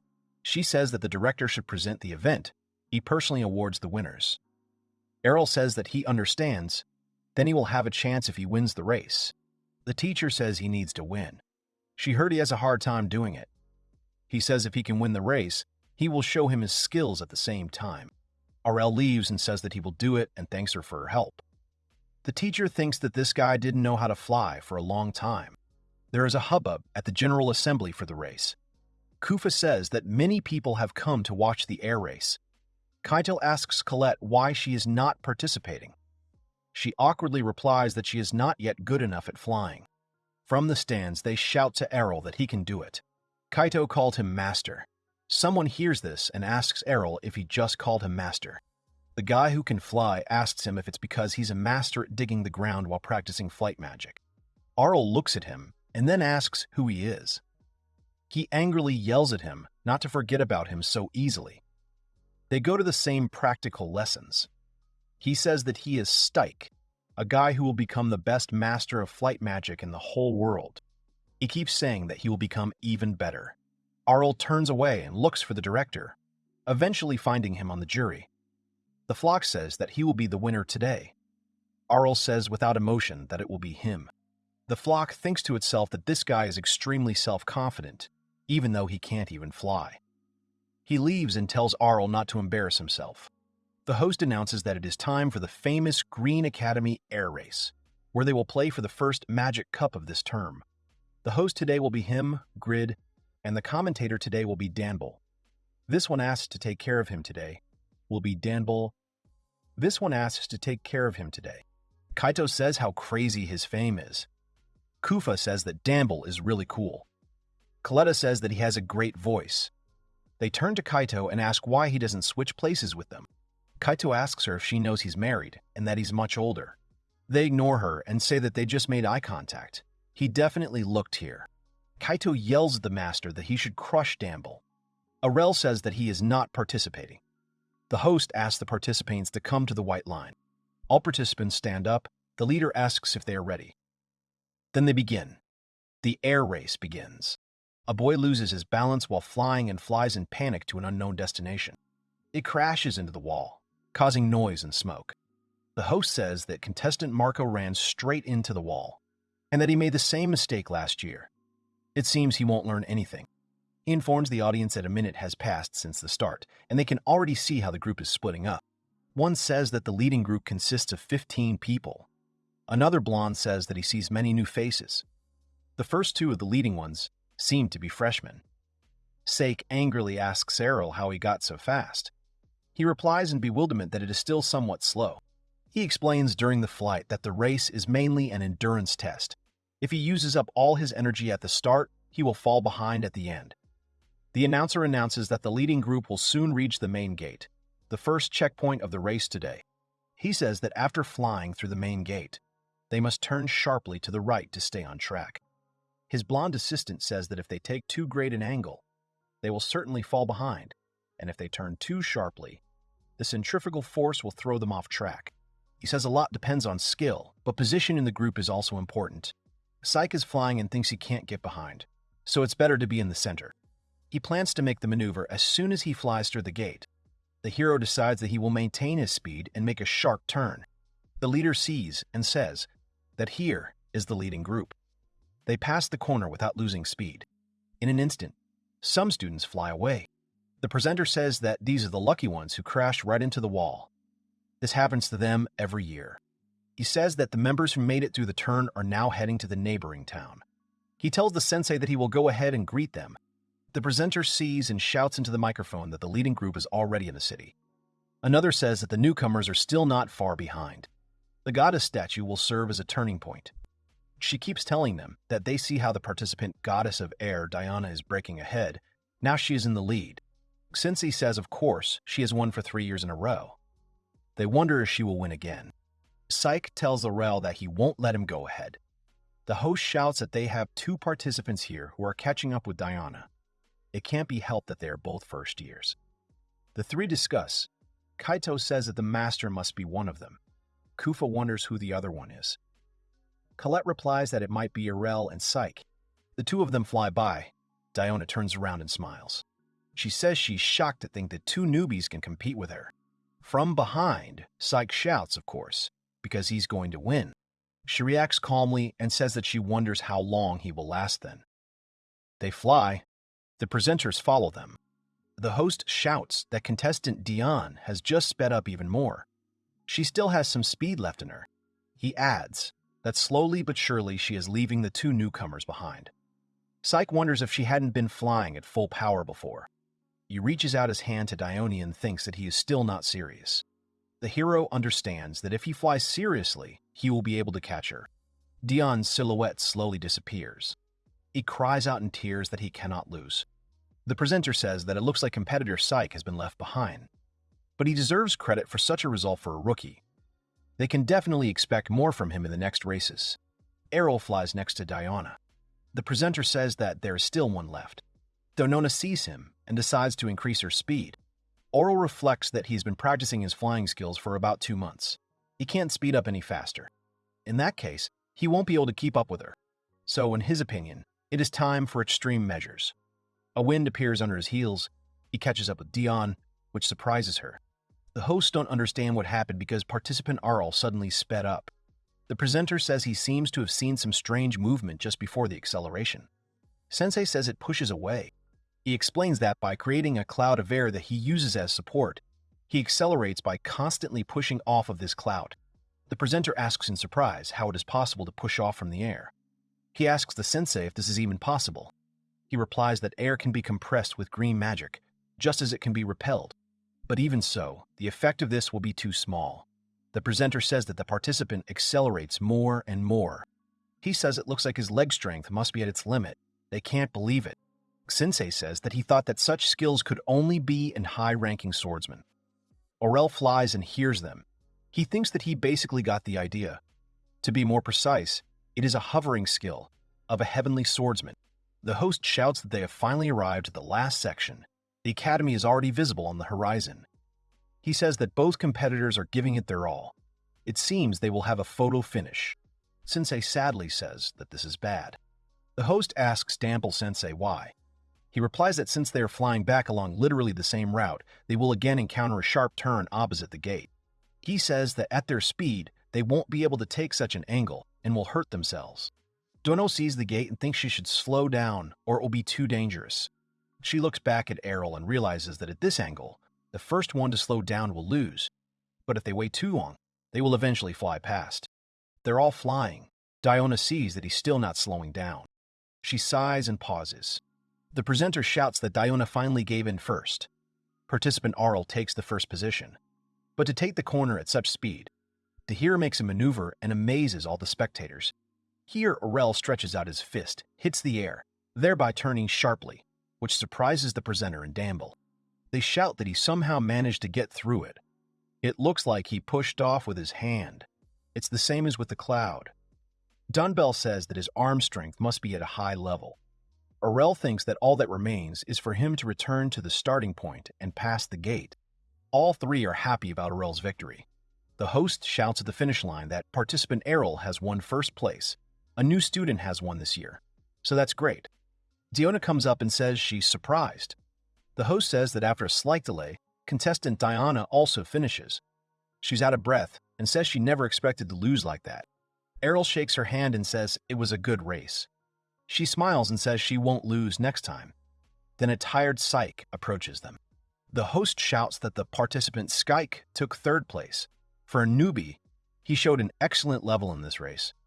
He says that he will not lose in the next one and immediately faints. Doyona comes up and encourages him. Sky keeps assuring him that he will win next time. She says with a smile that she will wait for it. The director congratulates Arel on his victory and gives him a certificate and a medal. He says that because of the interesting race, he almost forgot. He approaches the principal and says that he wants to move up to the second tier. The director answers that he understands and says that he will do it. He asks him where he learned the magic of flight. Arel honestly answers that he learned it in lectures. The director leaves and asks if he really doesn't want to tell. Well, then he won't force him. Arel remains where he is and does not understand what he's talking about. Kaito tells Arel that he is amazing and that he was able to advance to the second year early in each academy. Arel says that he still has white and yellow. In the background, girls touch and try on the metal. Kufa says about white and yellow magic, that they are both similar, support or some kind of attack magic. She wonders what kind of exam they have. Arel says that he has a rough idea about yellow. There is a place in the Yellow Magic Academy where he presents his research on the field of magic. If he can get good marks in the presentation, he can pass the exam. Kaito asks Arel if he was doing research on the side. He replies that he was practicing his flight magic in his sleep. Colette asks him what topic he chose. He answers that it was about golems. Kaito asks Kuf to let him look at the medal. Colette says about golems that they are creations of the earth. Kufa says that the topic is quite simple. Kaito says that he thinks that something like alchemy might suit him better. He can make something cool with it. Arel says that then he will have to do hard and laborious research, and the creation of golems is used in everyday life. Therefore, if he can make useful golems, he will be well received by society. Kufa says that means he wants to get good grades with this. Arel says he's done most of the development and all that's left is the presentation. Colette hopes it will work. Kaito is confident it will be fine. Then the teacher tells her it will be difficult. She says that the registration window is already over. Arel forgot to register. He asks her if there is nothing that can be done. She replies that it is impossible to participate without registration. She says that the dates were already set and they already have many participants, so she asks him to wait for the next presentation. Arel pleads, saying that he has already created a completely new golem. She replies that even if it is, he has no way to verify it and cannot change his mind. Then someone shouts out, "What golem?" A man comes out and asks him if he is really interested in studying golems. He thinks he has good taste, so let him do it. Arel turns around and doesn't understand who it is. The man asks him if he really wants to create his own golem, then why not register him as his assistant in the research lab? That teacher tells this Rockwell sensei that it's unfair to the first years. Arel is interested, so he's a teacher. Arel asks him if he can present his golem if he becomes his assistant. He says of course. Arel agrees with pleasure. Rockwell leaves happily, saying he is looking forward to future presentations. The teacher sighs. Arel asks her if that is a problem. She says that he may not look like it, but he is especially talented at creating golems, and his hobby is presenting his new designs at presentations. She says that he is focused on the battle golems. Arel says that he does not think it is a problem. She says that he always randomly chooses a student to fight and smashes them without any restrictions. Arel says that this is why he could not find anyone this time, and so he was wandering around here looking for someone. She reminds him that he can still refuse. He says no. He asks to be registered as an assistant. Some leader shouts that today is the day to show the instructors his new developments. He asks everyone to watch and enjoy this wonderful magic of the earth. There are a lot of works presented in front of them. Kufa says that the puppet theater and the luxurious buildings, she didn't know that you could do something like that with the earth. Coletta says that she would love to see all the new inventions. They ask where Kaito is. Coletta says that he would tumby sing Trosty. Coletta says that he went to see the alchemy presentations, then says that he is back. Kufa says he seems upset. What happened? He replies that at the alchemy presentation, he thought he would be able to see some cool minerals created by magic. Kufa says that alchemy is a type of magic where he takes an ingredient and turns it into something else.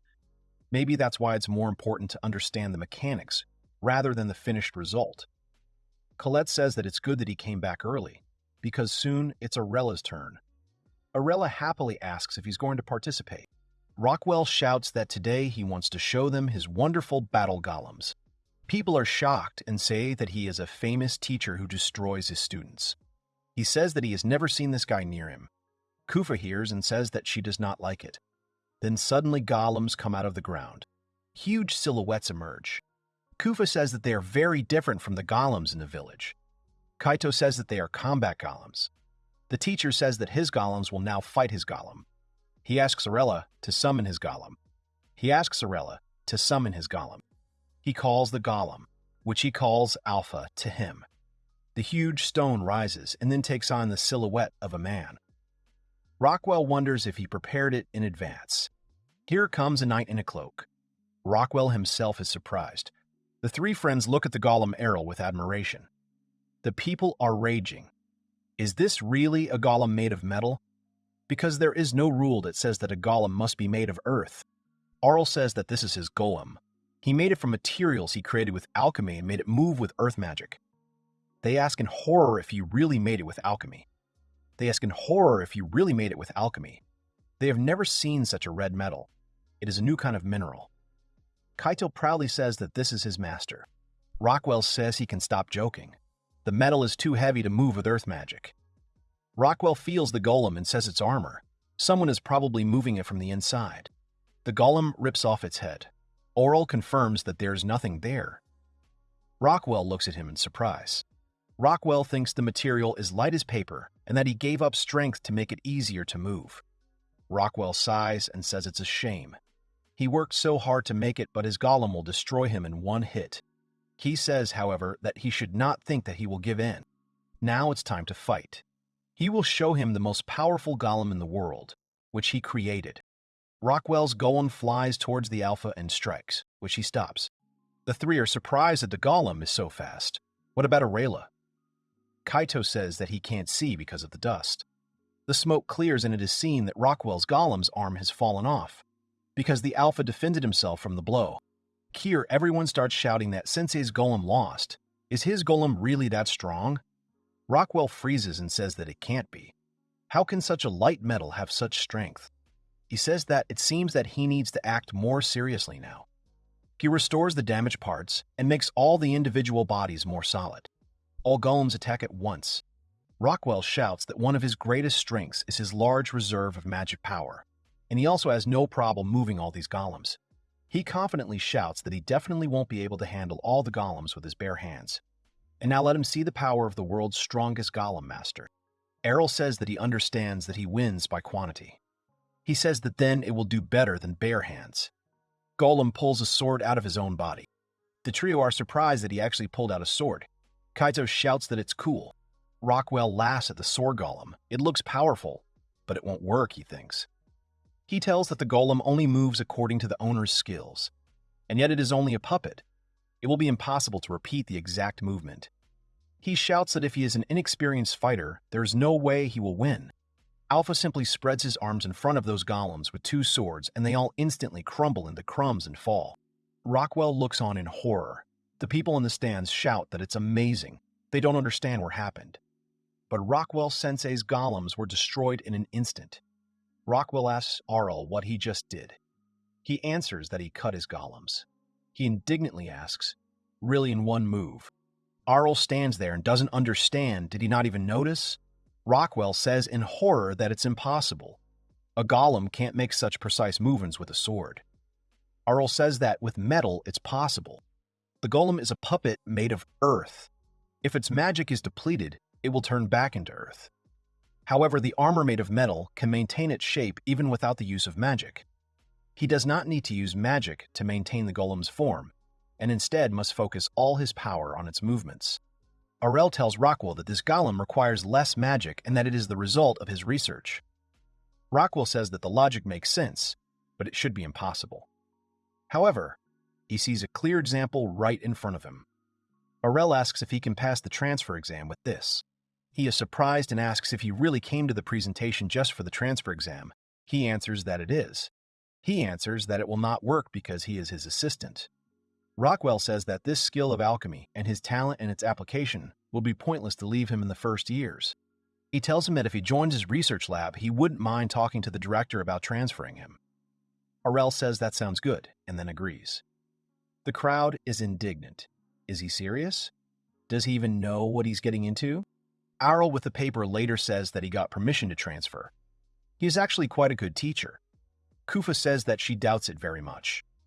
Now only the White Academy remains. He knocks. The girl asks him to come in. The teacher says it's nice to meet him. Her name is Kaide. He may be the best student among the first years, but she still has to take the practical exam. She suggests they head to their destination. Arel asks her if she'll be okay. She asks if he means her eyes. They're closed. She tells him that she really can't see anything, but he shouldn't worry. She feels the magical power around her, and she can navigate thanks to it.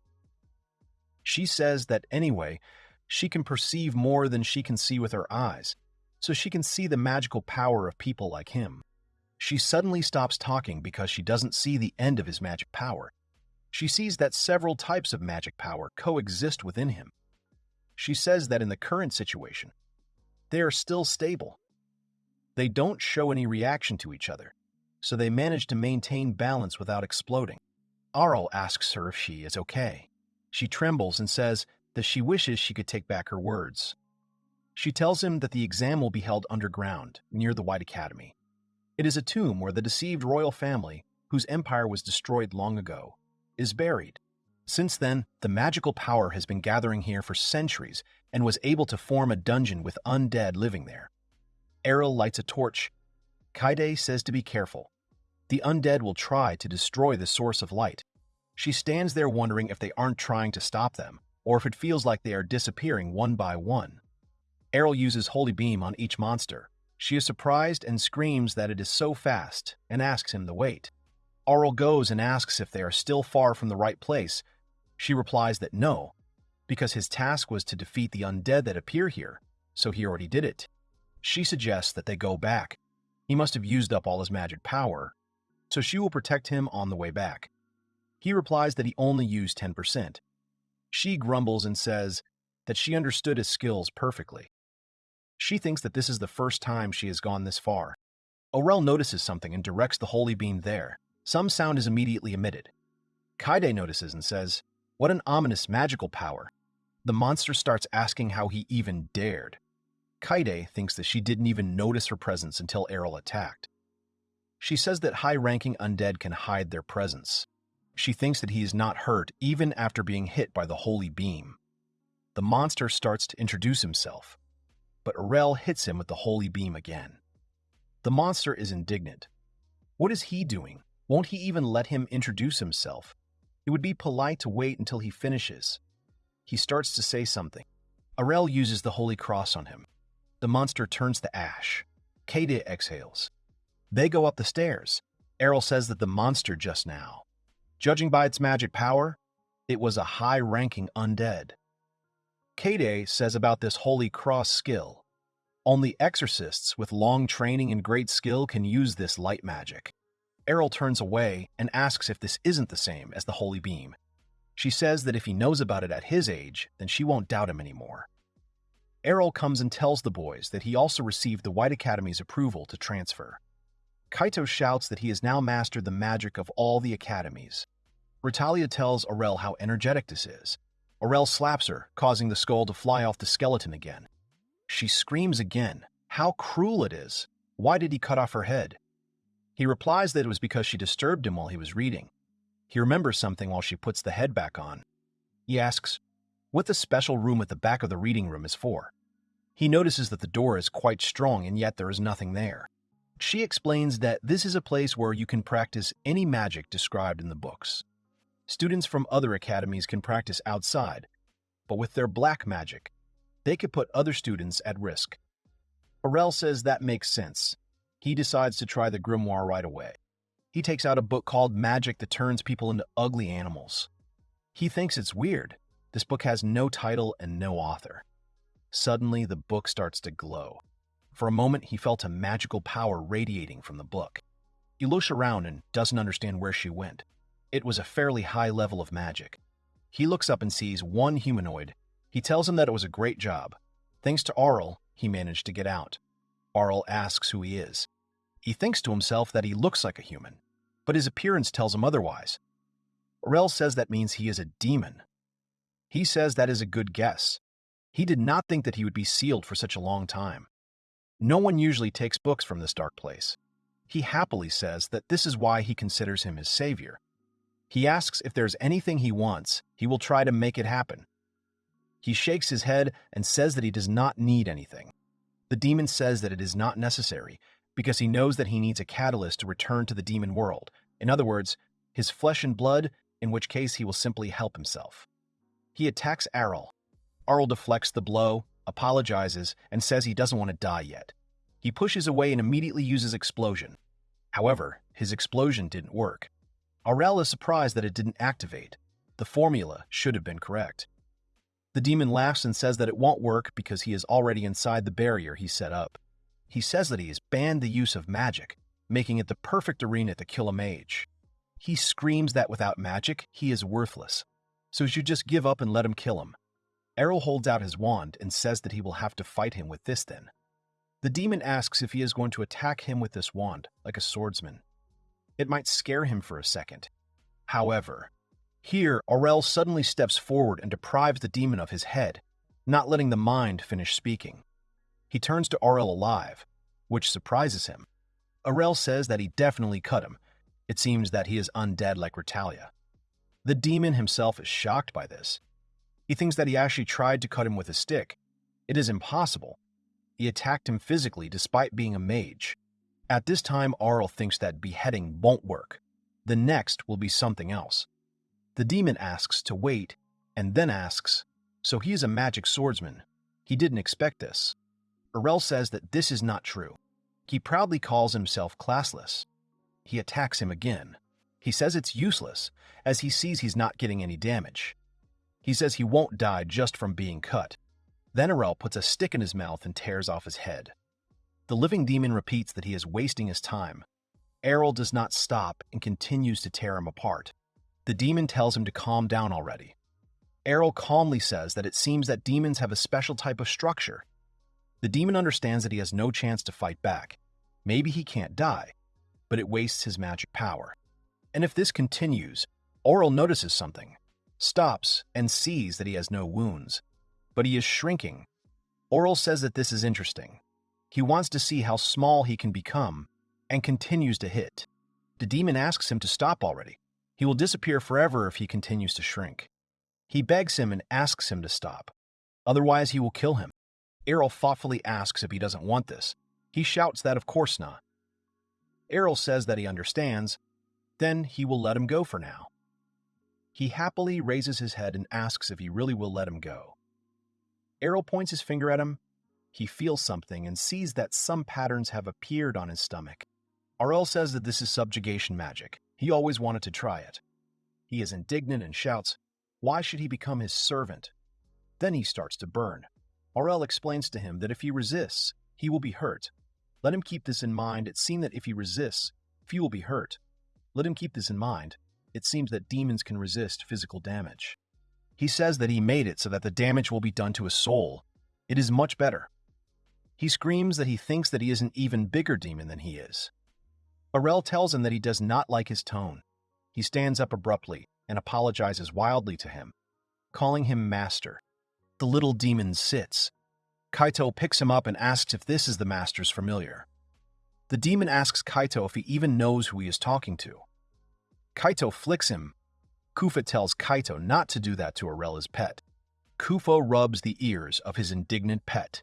Colette takes the demon, hands it to Arel and asks for forgiveness for the two. Arel says it's okay because he won't die from it. They address the demon as Maddie and ask if he can buy him bread in the cafeteria. He shouts that his name is Mastema and he doesn't do errands. His soul begins to ache, after which he obeys his master. He tells himself to be calm. Soon he will be free. He flies. He was just thinking about killing him in his sleep. But he did not sleep all night. He does not understand who he is at all. In the building, at the round table, the director of the Red Academy, Redra Ackerman, says that it seems like everyone is gathered. Blue Academy Principal Aelin tells him to calm down because everyone can see it. Green, the principal of Green Academy, tells them both to stop. He says that they all need to work hard to resolve the situation in a way that is best for the academies in the city. The headmaster of the Yellow Academy, Yellow Akirsh, thinks it's wonderful that the young ones are so excited. White Alshiren says that maybe he should act his age then. She asks if he thought she wouldn't realize that he was trying to belittle her students. While everyone is arguing, one person barely speaks and suggests that they hurry up and start because her research is failing on schedule. It is the director of the Black Academy, Blessing Rakuro. Then the mayor comes and says, "That's right. There's not enough time." So he suggests moving on to today's topic. He says that he'll first give everyone some documents. Here they can see the cash distribution rate. He says that the budget, or in other words, the costs of running the academies, are made up of taxes and donations from residents. Accordingly, the expenses available to them depend on how much they help this city. They see and smile because they have grown. The mayor asks if anyone has any comments. Everyone says they have no comments. But then Bloggy shouts that it is impossible. Bloggy stands up and asks why, and from what their expenses have decreased by 40%. The mayor says he still thinks it's too much. He explains that the teachers and students at the Black Academy have almost no impact on the city, and if you go deeper, they barely do a tenth of what the other academies do. Blaggy says with a trembling voice that it is impossible. With such a budget, he will not be able to continue his research. Radraw then asks to be allowed to ask what kind of research he is working on. Is it crazy magic with a budget? White asks if black magic is not banned in some countries. She says maybe they should follow suit. Bloggy asks if she means to say that black magic should be banned. The mayor coughs. He says that for now they don't plan to change their minds on this matter. White chuckles, hinting that it's only for now. The mayor adds that it's only for now. The mayor adds that it's only temporary. He asks if they'll be okay with that. The rest will be decided at the Great Six Tournament. The tournament of the 6 great magic academies. Everyone says that there are no objections and leaves, saying that it is time to go back and they have already finished. Only the blessings remain. Blaggy looks up at the mayor, who says that nothing will change even if he keeps staring at him like that. He says that they are more than willing to change the budget again, but they will have to show their results at the Great Six Tournament. The mayor explains that the Great Six Tournament is a tournament where the academies show off their highest magic. It is the largest event in their city, attracting a large number of visitors. If his academy can take the winner's place, it will be a great boost to tourism, and they might even increase the budget to last year's levels. Blaggy stays in despair and thinks that if he wins, he will get the same. Their leadership is already falling apart. At this rate, the Black Academy will close forever. He doesn't understand why they are treated like that. Keitel addresses the demon, calling him Maddie, who indignantly repeats that he is Mastima and asks him to stop calling him that. Kaito eats the bun and tells him that it is not the bread he asked for. He yells at him to shut up and eat what he was given. The demon says with offense that he brought 4 pieces especially for them, so they should thank him. Suddenly, Blaggy knocks the demon away, causing it to fly away. Kaito says that they aren't even looking where they're going. Kufa says that they're just muttering something under their breath. Arel says that there are a lot of weird senpais in the academy. The demon sighs and asks if he really thinks he should talk about that. The demon thinks about the blessings, which just sounded like he was monotonously repeating about black magic. He senses panic, anger, and disappointment in them, and he wonders what will happen if he lets them use magic. He's sure it will be quite a show. Blad reads the book, finds something, and says that he can handle this magic formula. He is sure that they will all regret laughing at black magic. He will show them its true power. People decorate different things. Arel sees and says, "What preparation is there? It seems like the festival is quite popular." The 3 are surprised by his reaction. Kufa says that the festival is more than just popular. There is no one who doesn't know about it. He tells her that he doesn't know. She says that's incredible. He should have guessed, seeing how everyone is preparing, especially about the teacher with the golems. Didn't he ask him during lunch? Mastama says he's never seen him talk about anything other than golems. Arel says he's always the same. Kufa says she doesn't even want to know what it's like to work with him. Kaido turns to Arel and asks if he doesn't know about the Big Six. He says he does. It's a magical battle between academies. He yells that it's the main part of the festival. Kaido asks him if he's going to participate. He says he was told to participate in the rookie battle. He yells that he knew it to participate in the rookie battle. He yells that he knew it. Kaito says he can't wait to see the master's red magic. Kufa says he should use blue magic for the most success. They argue and suddenly Coletta yells that no, flying magic is very popular in the neighboring villages, and people want to see the winner of the summer race in action. Now the 3 of them argue. Arel says that there is no need to choose one. He can participate in all of them. The demon tells him that this is a battle of academies. Which one will he participate for? Arel replies that he was told to meet with the directors of the academies, so he thinks that's what they will tell him. The demon asks, "The festival starts tomorrow. Is it the rookie fight on the very first day a bit weak, considering it's the main event of the day?" Arel asks Mastema if he is really waiting for him like that. He shouts that he doesn't care at all. A demon who cares about some human festival. The action moves to a small hut. Inside, a light is on. At this time, Blag draws a magic circle on the ground. He finishes and says that finally it is finished. He stands up and says that with this he can show these fools the greatness of black magic. He stretches out his hand and summons a magical beast from the demon world. The monster appears. Blaggy says with pleasure that it worked. He says that he is the strongest magical beast. Suddenly the monster grabs him. He panics and tells him to stop because he is his creator. He keeps shouting to let him go because he didn't give the order. The candle falls. After a while, the door opens from the room. At this time, everyone gathers on the street, including the directors. One says that there is someone missing. He must have run away because he has no chance of winning. White says that it seems that the Black Academy will soon be expelled. The director of Green Magic says that he thinks it's time to invite the participants of the first fight. He says that this way they will finally be able to show their creations. He says that this year, the Red Academy will start everything with a bang and take everything. Then the woman says that she is sorry to say this. The headmaster of the Blue Academy assures that her academy will win. The old man says that he has high hopes for their candidate from the Green Academy. The other old man agrees. The headmaster of the Yellow Academy says that, after all, his candidate is stronger than most of the second years. White says that the fighter she chose has never lost in his career. The director of the Red Academy says that means all the academies are confident, so that sounds great. Arel approaches them and says that he seems to have been called.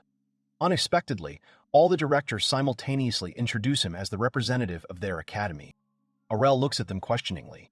The director of the Red Academy says that he is actually a student of his academy. He says that he passed the transfer exam as soon as he showed up. The woman says that's weird, but he did the same thing at the Blue Academy. He won a fight against one of the teachers. The old man says he is a student of the Green Academy. He won the summer race. The other says he belongs to the Yellows. He joined their research lab and worked on his own golem. White says he is a powerful white magic user and was able to reach the very end of the undead dungeon. Silence falls. They begin to understand that at that time, he studied at all 6 academies and showed inimitable results everywhere. They shout that this is impossible, that this cannot happen. Suddenly, something explodes behind them. They don't understand what just happened. Smoke envelops the entire area. Here Diana stands and shouts to everyone that there is an emergency. She shouts that a giant monster has appeared on the airfield. It has already swallowed several students. Arel leaves immediately. The directors look at each other and make excuses. Mastema thinks to herself that it seems like things are getting more interesting. They stop in the sky. Diana is horrified by what she sees. Arel's face freezes in surprise. The monster absorbs everything. 2 students stand and try to hold it back. They understand that nothing helps. The monster spreads its tentacles. The monster grabs one, he panics, asks to let go, and in horror asks for help from at least someone. The director looks and wonders what kind of creature it is, its color and size. He has never seen anything like it. She tells Dione to evacuate the students immediately. He himself will tell everyone what to do. Mastema says he never thought he would see this monster outside the demon world. Arel grabs him sharply and menacingly asks if he knows what it is. At this time, the director of the Red Academy attacks the monster. The woman says that it is not bad, and he confidently says that he will turn him into ashes, but he will fail. She says that it seems that he has extinguished himself. She confidently asks to give it to her blue magic then. After which she uses permafrost, the man tells him that she looks very pleased. She says that she will freeze him completely. However, the ice breaks. The monster breaks out again. The woman says in horror, did he really melt the ice? He agrees and also asks, does he really have magic resistance? The monster attacks. The director manages to summon an ice shield, but her barrier begins to crack little by little. She says in horror that it can't be. He'll break it so easily. The man says that means neither their attack nor their defense works against him. They scream that the shield is about to break. They use the earthen wall technique. Here, another director manages to summon an earthen wall. The old man says that it was close. The white magic of the great saint is simply amazing. Energy is seething in his body. White says that he does not want them to suffer. They reason that the ice wall didn't work, but the earth wall seems to be holding. Maybe the creature is weak against yellow magic. The old man says he's not sure. He says that every magic wall is different. The earth wall will be stronger, but even if it worked now, it won't hold him forever. The director of air magic runs up to them and asks them not to rush. She says she saw it in the beginning and now. Its capacity has changed a lot. Its ability must be. At this time, Mastema tells Arel that this is an insatiable slime. It has the ability to absorb various things, including magic. Arel says that means attacking with magic is like food to him. Arel asks him how they can defeat him then. Mastema says he has no idea. Arel angrily grabs him again. The poor demon screams that he really doesn't know. He explains that he can absorb magic, but maybe physical attacks will work. But he will of course eat all the weapons. It will be hard to attack him. Arel thinks about physical attacks and says that we can try. Mastema asks him if he hasn't seen how the teachers cope. He says that they are all trying to protect themselves from him, and their only weapons are their funny sticks. The monster pulls him towards him. Arel asks Maddie if he has forgotten. He cuts the monster's tentacles and says that he has a sword. Mastema says that this is an insatiable slime. It has the ability to absorb various things, including magic. Arel immediately thinks that if magical attacks do not work, then physical attacks are appropriate here. He feels for his belt and realizes that he has left the Zome sword behind. Looks like he will have to go back for it. However, he sees the whole situation and decides that he needs to keep the situation under control, and then everything glows from his hands again. Mastema gets scared. He doesn't understand and asks him what he's doing. Arel answers that he's using alchemy to create a new sword. He says he realized that this slime would need a good sword. Mastema says thoughtfully that he was mistaken. He says indignantly that it means he only needed to use his wand to deal with it. After all, he is a nobleman in the demon world. Arel creates a sword, examines it, and says that it is perfect. Suddenly he hears someone screaming and turns around. The directors barely stand in front of the monster. Its tentacles have captured them. Then Arel suddenly flies in and cuts these tentacles, freeing the directors. Arel sees and immediately thinks that he cut him, which means physical attacks work. He looks at his sword, concludes that it wasn't eaten, so that's great. Then the directors don't understand why he's holding a sword at all. He's not a swordsman. Who the hell is he anyway? Arel says that it would be better if they quickly get out of here, because this thing is attacking again now. The man helps the woman up and asks if she is okay. Arel sees how the tentacles start to move around. He realizes that the severed tentacles start to move around. He realizes that the severed tentacles can still move. Moreover, they are moving towards the body. Arel realizes that he can regenerate, meaning he will return to full form even with his tentacles cut off. Then the monster suddenly attacks him. Arel deftly dodges the blows and then decides that if he pierces his body, the directors are surprised by what kind of movements these are. Even they can't follow him. Then one says that he used strengthening magic on himself. White says that these movements are inhuman. Strengthening magic is not that strong. Arel fights and says that how is it inhuman? He is an ordinary person. So let them stop. He cut the whole monster into pieces. He waits to see if it works. However, all the monster's parts are gathered together again.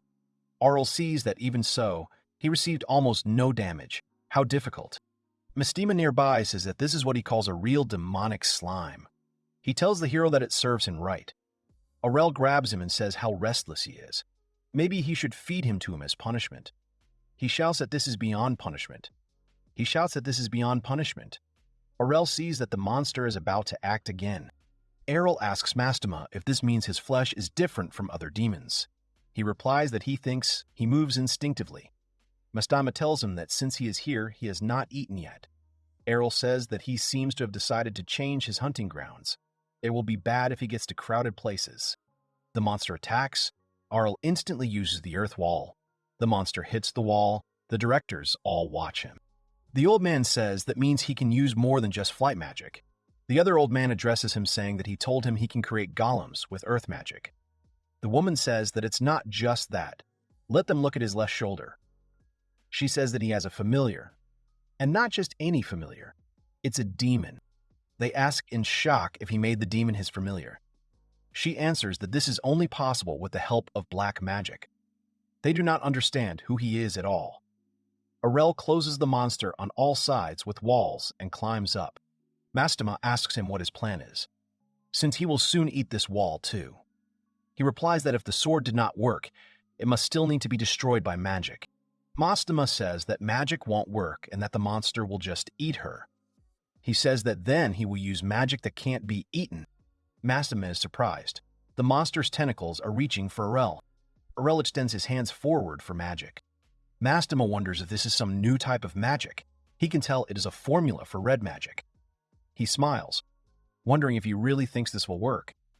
Then he sees that he is using all 6 types of magic.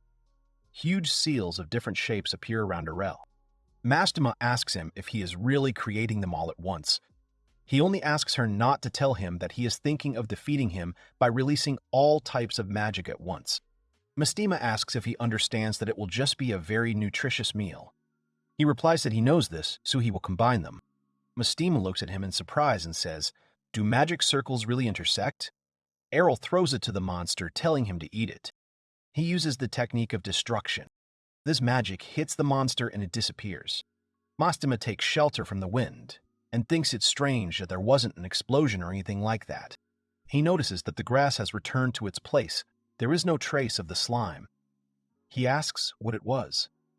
Arel replies that it is not, and that it was the magic of extinction. It erased all the magic of extinction. It erased all the magic in the area. Since it could regenerate even from tiny pieces, he needed to destroy it all at once. He says that using all kinds of magic at the same time is a bit tiring. Mastema is surprised by his words. He asks his master if he is really a human. He answers that, of course, the thing is that the one who taught him this was. Here, everyone screams in horror about the magic of extinction. Arel turns to the directors. The old man asks him how he was able to use the extinction magic. Only someone with the mystic class of a magic king can use such a legendary magic. Everyone starts saying that he must be a magic king, and it is impossible. He is so young. They ask him what they should do, how they can become magical kings. Starry apologizes and says that he can't let such information slip. He says that he will pay him as much as he wants. The other says that he is ready to give him all his luck. All the directors start shouting to take everything from them. Arel asks them to calm down and says that he is not a magic king. He says it was his father. There is silence, after which one of them asks in horror if his father's name is Leon. Arel asks if he knows him, and he replies that of course he does, because he studied with him. He starts screaming that it was because of him that they always laughed at him because he was always in second place. He was only made a candidate for the principal's position because he left in his second year. The woman says Leon left despite all his success. The principal says that when she was in her second year, she heard about this Kohai. Although everyone had high hopes for him, he suddenly left. The old man says that it happened when he was in his senior year. There were rumors about an incredible student, but then he suddenly left the academy. Another old man says the same thing happened at the Yellow Academy. He thought he could inherit all his skills, but he left before he could tell him anything. White says the same thing must have happened at the White Academy. She says she now understands why she never saw him. Mastema starts to say that means the director of the White Academy is older than she looks. Arel says that most likely after that he went to the Black Academy. He says thoughtfully that means his father also went through all the academies. Everyone wonders in what sense, too. Arel says that he also studied in all 6 academies. All the directors hang their heads in disappointment. They say, so that's why they chose him. Arel asks, didn't they know? The woman angrily shouts, of course not. Who would expect their student to do something so strange? The director of the Red Academy sighs and says that he is serious. Like his father, only he went through the academies sequentially. He studied in all of them at the same time, which means he surpassed even his own old man. Arel remembers how his father told him that he was taught magic even before he came here. A lot, to be honest, how his Haller told him that he was taught magic even before he came here. A lot, to be honest. That director says that it means he did hear about the way to become a magic king. Arel replies that it's something between the lines. All the directors ask him to teach them. Arel asks if they're asking to practice all the highest rank magic abilities from all the academies. Arel says that is correct. At least that is how his father became a magic king. The director says that means that by learning only one type of magic, he will never reach the rank of a magic king. The woman says that, in other words, by dividing the types of magic into academies, the other adds that it makes it impossible for them to get someone with the rank of a magic king. White says that if they did get rid of the Black Academy, then the mayor comes and tells them that it is a great job. He smiles awkwardly and says that it seems like there was some trouble here, but he's glad they got it over with. According to what he heard on the way here, a slime from the demon world appeared here. Diana told him. He says that the call could only be made by two academies, a black and a white one. And speaking of this, he does not see the director of the Black Academy here. One says that they still have much to discuss about the Black Academy. White has something to say to the mayor. She says they need to think about the current situation, not just with the Black Academy, but with all academies. While they are discussing, Arel quietly leaves. Mistima asks her master what they are doing. He says that they are following the path where the slime came from. He says that when he chopped it, he noticed something and he thought. He finds a small slime and says that it fell outside the radius of his magic. He picks up the slime and says it won't run away. Mistima looks at it and says it looks like it can't regenerate anymore. Arel says that. If he is so weak, maybe he can use enslavement magic on him. Mistima asks fearfully if he really wants to make him his familiar too. He keeps dissuading them and says that in his opinion, it is better for him not to do this. They manage to avoid trouble, but what is Arel's next goal? There is a crowd on the street of the village, a lot of people. Kaito and the girls are also walking. Kaito says that although everyone was panicking because of the demon yesterday, today everyone is behaving as usual. Kufa explains to him that it happened quite far from the center. There were only a tiny part of the people there. A listless Colette follows behind and agrees with them, saying that the residents were not in danger. They approach her and sit her down on a bench. Kaito asks if she is still in shock. Kufa tells her to sit down and that they will go buy something. She sits and they hand her a paper bag. Kaito excitedly says that yesterday the Green Academy went through hell. He holds it out and asks if she can eat. She says she can. She takes it, and with a sad face says that a demon appeared right on the flight training field. All the students at 8 belong to the Green Academy. She sighs and says that they never found anyone. She went into town to try and clear her head, but it didn't help. They look at her with pity. Colette says that they managed to find out a few things from their search, and maybe they can find out a few things from their search, and maybe they can find out more by exploring the area. She tells him that it is located near the playground. There is a small storage room where the things for classes were kept. Kufa is scared. Could it really be from the premises belonging to the school? She tells him that there was a magic circle drawn on the floor, not to mention that none of the students could read it. Kaito asks if they didn't understand the writing. Why not ask the master? He says confidently that he is a student of the Black Academy. He definitely knows something. Kufa says that now that he said it, he was scared because the book was screaming, with books on black magic. This is not uncommon. Kaito says that he didn't want to go to the festival together, but he might be interested. Maybe they should check that storage room with him. Colette smiles guiltily and awkwardly. She remembers how he reacted to her request, making the excuse that he needed to clean his room, so it would be better to ask Ritalia. He refused her. Kaito thoughtfully asks if the gentleman was always so neat. He thought that this might interest him. Kufa suggests that maybe he has some other business. She remembers something and guesses what it is. At this time, Arel is sitting in the room with a bunch of documents. Next to him, a small slime is eating all sorts of papers. Arel names him Rururu and says that, as he thought, he is really useful with cleaning. Arel pets the slime and says he's a good boy. The slime reacts very sweetly. Arel says that even though he and Mastema are both pets, Ruru, in his opinion, is much more useful. Mastema is indignant to himself. Who else is a pet here calling him bad words? Arel reads it and asks him if he really just said that. He panics and says what he is thinking. Arel says nothing and burns him. Arel sits and says that Ruru has grown again. No wonder. After all, he eats so much. Although it is convenient, it is quite problematic if you leave him alone. He says that there is nothing to be done. You will have to use extinction magic to burn half of him. Mastema is scared of such magic. Slime shrinks to the size of a palm. Arel takes it in his hands and says that this is better, the perfect size. The demon thinks that this guy is not really human. Arel asks Ruru if he is happy. He responds with different sounds. Mastema looks suspicious. He wonders how he can be happy when he is treated like that. Arel replies that slimes do not feel pain. Mastema says that he does not feel pain. Mastema says that he does not think that is the problem. Then someone knocks on the door. Mastema tells him that he has guests. He goes to open the door. The guests open it so abruptly that he flies away. The three of them suddenly walk in and ask if he really wants to leave the academy. The girls look worried. Arel asks where they got such news from. Kufa shouts that Colette said he was cleaning up, so they thought he was preparing to leave the academy. They shout if they see that all the things have disappeared. Kaito asks if that's true. He just packed his things to come to a private room. Arel says no. He really was thinking about leaving the academy. Kaito is horrified by the information. Arel says that he has already read all the books in the library, so there is nothing more for him to learn here. Kaito cries and says in a trembling voice that it can't be. He hasn't taught him much yet.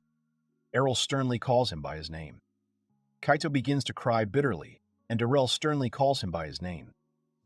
Kaito begins to cry bitterly, and Arel thinks to himself that he doesn't remember him becoming his teacher. He puts his hand on his head, and he hugs him. Arel says resignedly that if he gets a chance, he'll visit him. Kaito shouts that it's better that way. He says that first, he will return to his family. They were probably worried about his sudden disappearance. After that, he thinks of visiting the Demon City. Colette asks about the Demon City. Kufa says the name is creepy. Kaito asks if this isn't the city in the center of the world where all the demons are gathered. Kufa asks him why he is there. He replies that he wants to become a monster trainer. Colette asks in surprise why him. He replies that he has been getting more and more of them lately and he needs to keep them under control. After hearing this, Kaito says that it means he has another one. He shows him the slime. They wonder if it's the same slime. The girls say how cute it is. Kaito is touched and says that it fits in his hand. Kufa tells him that he thinks of disgusting things. Kaito says that if he only named it after him, he would remember him and spoil him every day. Arel says his name is Ruru.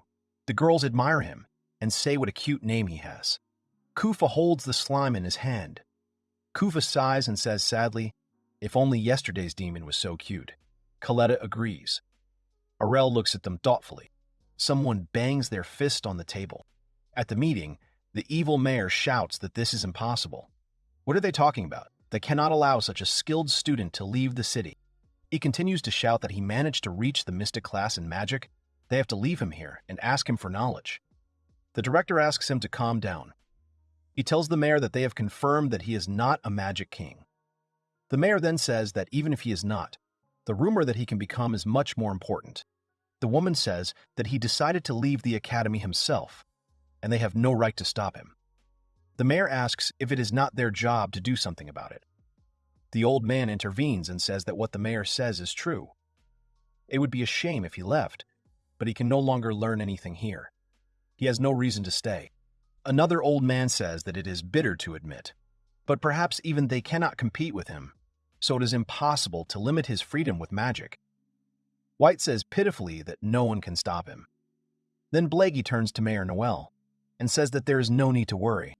He says that from now on, all 6 academies will work together, so the birth of the next Magic King is just around the corner. The mayor sighs and says that it is easy to say, but difficult to do.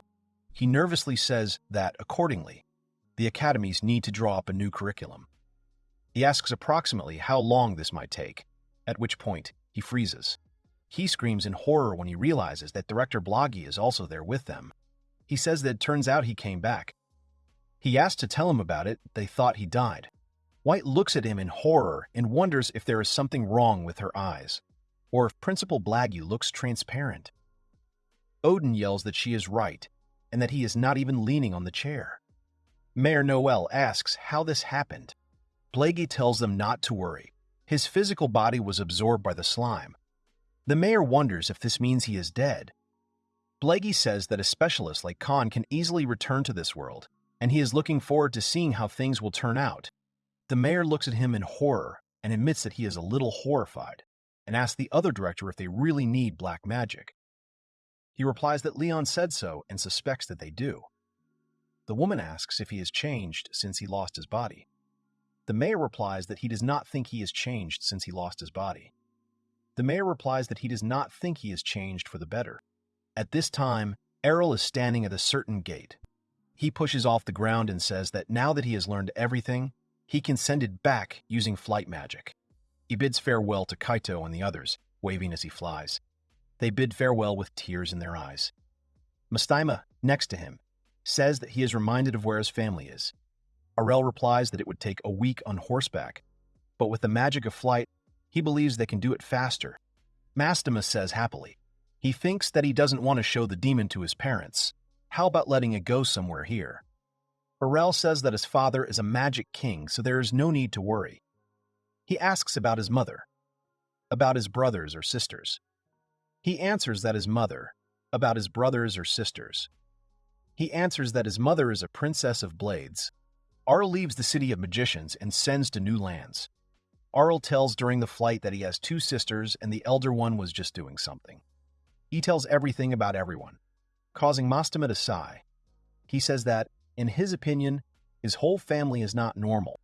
They approach the gate, where 6 knights stand, 3 of them armed with spears. Arel looks and says without emotion, "This is the protection the city has." Mastema agrees and says that, despite the fact that it is so small, they tried hard. Arel tells him that he thinks they could stop here. Then one of the knights blocks his way with his hand. He asks him if it is true that he is a traveler. Arel agrees doubtfully and says that, perhaps he can, so to speak. The knight explains that he needs permission to go further. Arel replies that he understands and asks how he can get permission. Here the knight asks him to tell him his class. The knight points a spear at him and threatens him that if he does not answer him, he will not be able to go to the city. At the same time, any false statement will be considered a crime. Arel looks questioningly and is surprised that he suddenly asked about his class. He was never asked about this in other cities. Arel asks in surprise if it would be considered a crime for that. He sternly says that these are the rules they have here. Arel wonders if it is possible that this is to prevent dangerous individuals from entering the city. They seem to be passionate about protecting their city. Arel asks him if he can get permission with this. The knight tells him that Classless can neither enter nor leave through this gate, nor get permission either. Arel looks at him questioningly. The knight points his finger and tells him to head to that gate over there. Arel looks where the knight pointed and sees a huge line of ordinary people who want to get there. Mastema tells him right away that it will take a long time to stand in this line. Arel says that maybe they will be able to stay in another city. The knight turns away and says that this is not a bad idea, because this city, in his opinion, is not the best place for people like him. Arel doesn't react and goes to the line. Mastema asks him why he joined the line. Arel replies that the guard seemed serious when he warned him, so now he wonders what kind of city this is. The knight asks the next one to pass, and immediately asks if he has a certificate with him. He hands it to him. The knight understands that he is classless. He hands the card to Arel and says that this is permission for his short-term stay here. You will receive the 6th rank of the card. Arel passes through this gate and thinks, looking at the map, what a strange system they have. He takes a step forward. He sees low-rise buildings in front of him, mountains and vegetation behind him. 2 women are standing and talking. Arel says that despite the ordinary urban landscape, the city's defense was top-notch. Mastema tells him that it may seem ordinary to him, but for a city filled with people and their overflowing desires, this place is the best for them, demons. Mastema briefly says that all the negative energy is on this bare earth. Arel looks around and says that it smells very good, and then leaves, angering Mastema by the fact that he doesn't listen to him at all. At the door, a guy working there wishes the establishment well and says that they have a table for 2. Arel approaches the guy that he would like something to eat.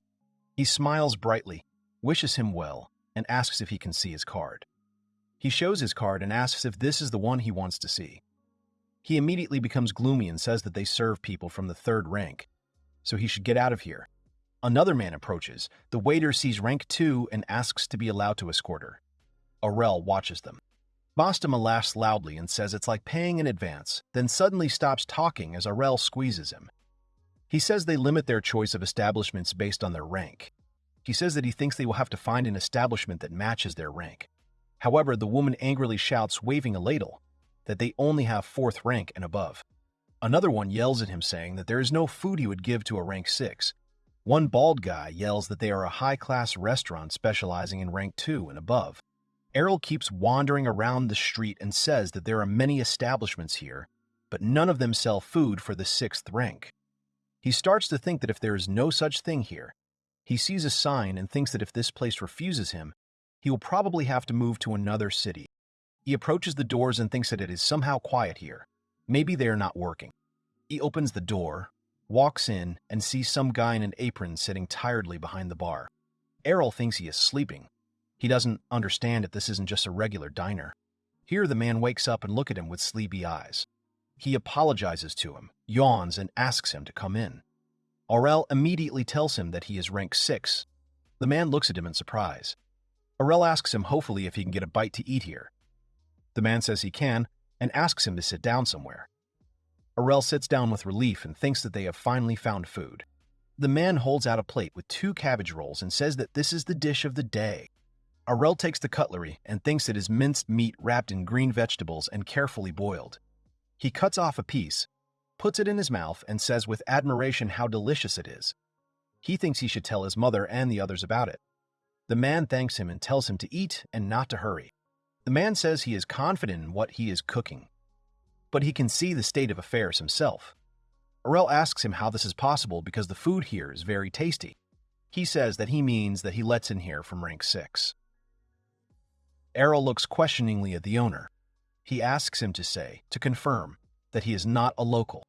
He sits down next to him and says that it must have been hard to find his place. The man agrees and says that no one ever let him into other places. The man says that he must have figured it out by now. This city divides people from rank 1 to 6. The lower his rank, the more they discriminate against him. At this time, Arel thinks that cases of discrimination based on class are not uncommon, as was the case in his hometown. Everyone was hooting, pointing, saying what a pity it was that he was classless. Arel says that this is the first time he has seen such an attitude in the entire city. The man explains that this city is like heaven for people with high ranks, and for everyone else, it is hell, as if they were all servants. The man sighs and says that the low ranks here are not even treated as people, as if he is some kind of mistake. Mastema starts laughing out loud. Arel squeezes him angrily. Arel asks the man why he serves the 6th ranks here. If he refused them, he would get more customers. The man clenches his teeth. He says awkwardly and regretfully that his daughter is of the 6th rank, just like him. He begins to tell that she is a very talented and kind girl. Until she was 10 years old, she was very popular among the residents of their area and townspeople. But then, after receiving the blessing, she became classless, and everyone began to treat her differently. Everyone said that they would not play with her anymore, that she should not come near them, and called her cursed. As they grew older, their attitude towards her did not change at all. The man says with sadness that he wants to save his daughter, but all he can do is offer food to the 6 ranks. He says that nevertheless he has hope. Arel asks him about this hope with this interest. The man asks him if he knows about Japan. He replies that he doesn't know, and that it's the first time he's heard about it. He says that this country appeared several years ago, but it is like a colonial empire, gradually gathering more and more countries under its wing. He says that they are treated normally there, regardless of his class. If anything, they are ready to protect him. Mastema thinks that this explains the guard's behavior. It turns out that in order to cordon off the city from the inside, he says that he heard a rumor that Japan is targeting this city. He would really like them to do it right now. The man remembers something, gets up and looks out the window. He says it reminds him that it's time for her to come home. Arel asks if he's talking about his daughter. He replies that he asked her to go shopping in the square. He says there are only a few shops where 6th ranks can shop. Usually she returns without incident. Arel asks why not look for her. He says he would like to explore the square and the steel part of the city. He asks so he can join them. The man says he doesn't mind. They go out and see many people at the market stall. He says that she must be here somewhere. Suddenly, they hear a voice that says several times that she is very sorry. The man recognizes it as the voice of Maria, his daughter. They see their daughter kneeling before a man and asking him to forgive her. And he stands there arrogantly and is content with this. The man with the whip tells her that this won't do. He needs to teach her a lesson for the future to be sure. The father calls him Mephoria and protects her by covering her with his body. He asks him what he plans to do with his daughter. He sighs and says that he is the girl's father. He points and asks to look at his legs. The man looks. This aristocrat says that she stepped on the shoes he just bought, and it turns out that she is actually a 6th rank. Being stepped on as a Takan rank person is humiliating. Maria says with a trembling voice that he is wrong. She did not step on his shoes. He just suddenly appeared in front of her. The man asks, so she wants to say that it is his fault, despite her low 6th rank. The man asks to forgive his daughter.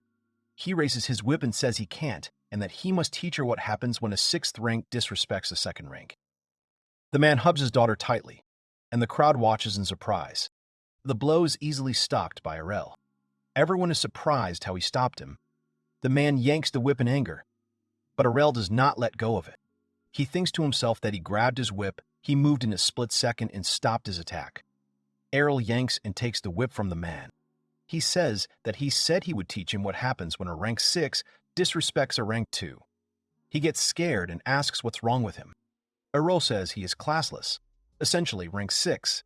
He breaks his whip. He approaches the man and asks him to teach him by example. Then he punches him right in the face. Blood gushes from the man's nose and flies away from him a decent distance. Arel asks what will happen if he hits a rank 2 in the face so hard that his nose bleeds like a fountain. Everyone looks at him in surprise. Arel comes to the bench where the man fell. He sees that he has lost consciousness and tells him to wake up. Mestima tells Arel that his divine protection has been destroyed, so he will definitely kill him. Arel says that he was holding back when he hit him. Arel notices and says that he is woken up. The man immediately twitches as soon as he sees Arella, and he says that he is very energetic. The man starts cursing and telling him not to think he can get away with it that easily after what he did. Arel says, of course not. He was hoping he would teach him like he said. Everyone is shocked and screaming, is this serious? A rank 6 doing something like this to a rank 2. Then the knights come and ask what the noise is. The crowd then shouts that these are peacekeeping forces. They should run before they get caught up in this. The man laughs and tells Arel that he is finished. Those men shout that they are peacekeeping forces. Where is the man who attacked the high-ranking one? The man points to Arel and says that it is he, the 6th rank, who hit the 2nd rank. That is, him. They all point their guns at him and tell him not to move, and that they will take him to the feudal lord. Arel says that he understands and that it is logical that this happened.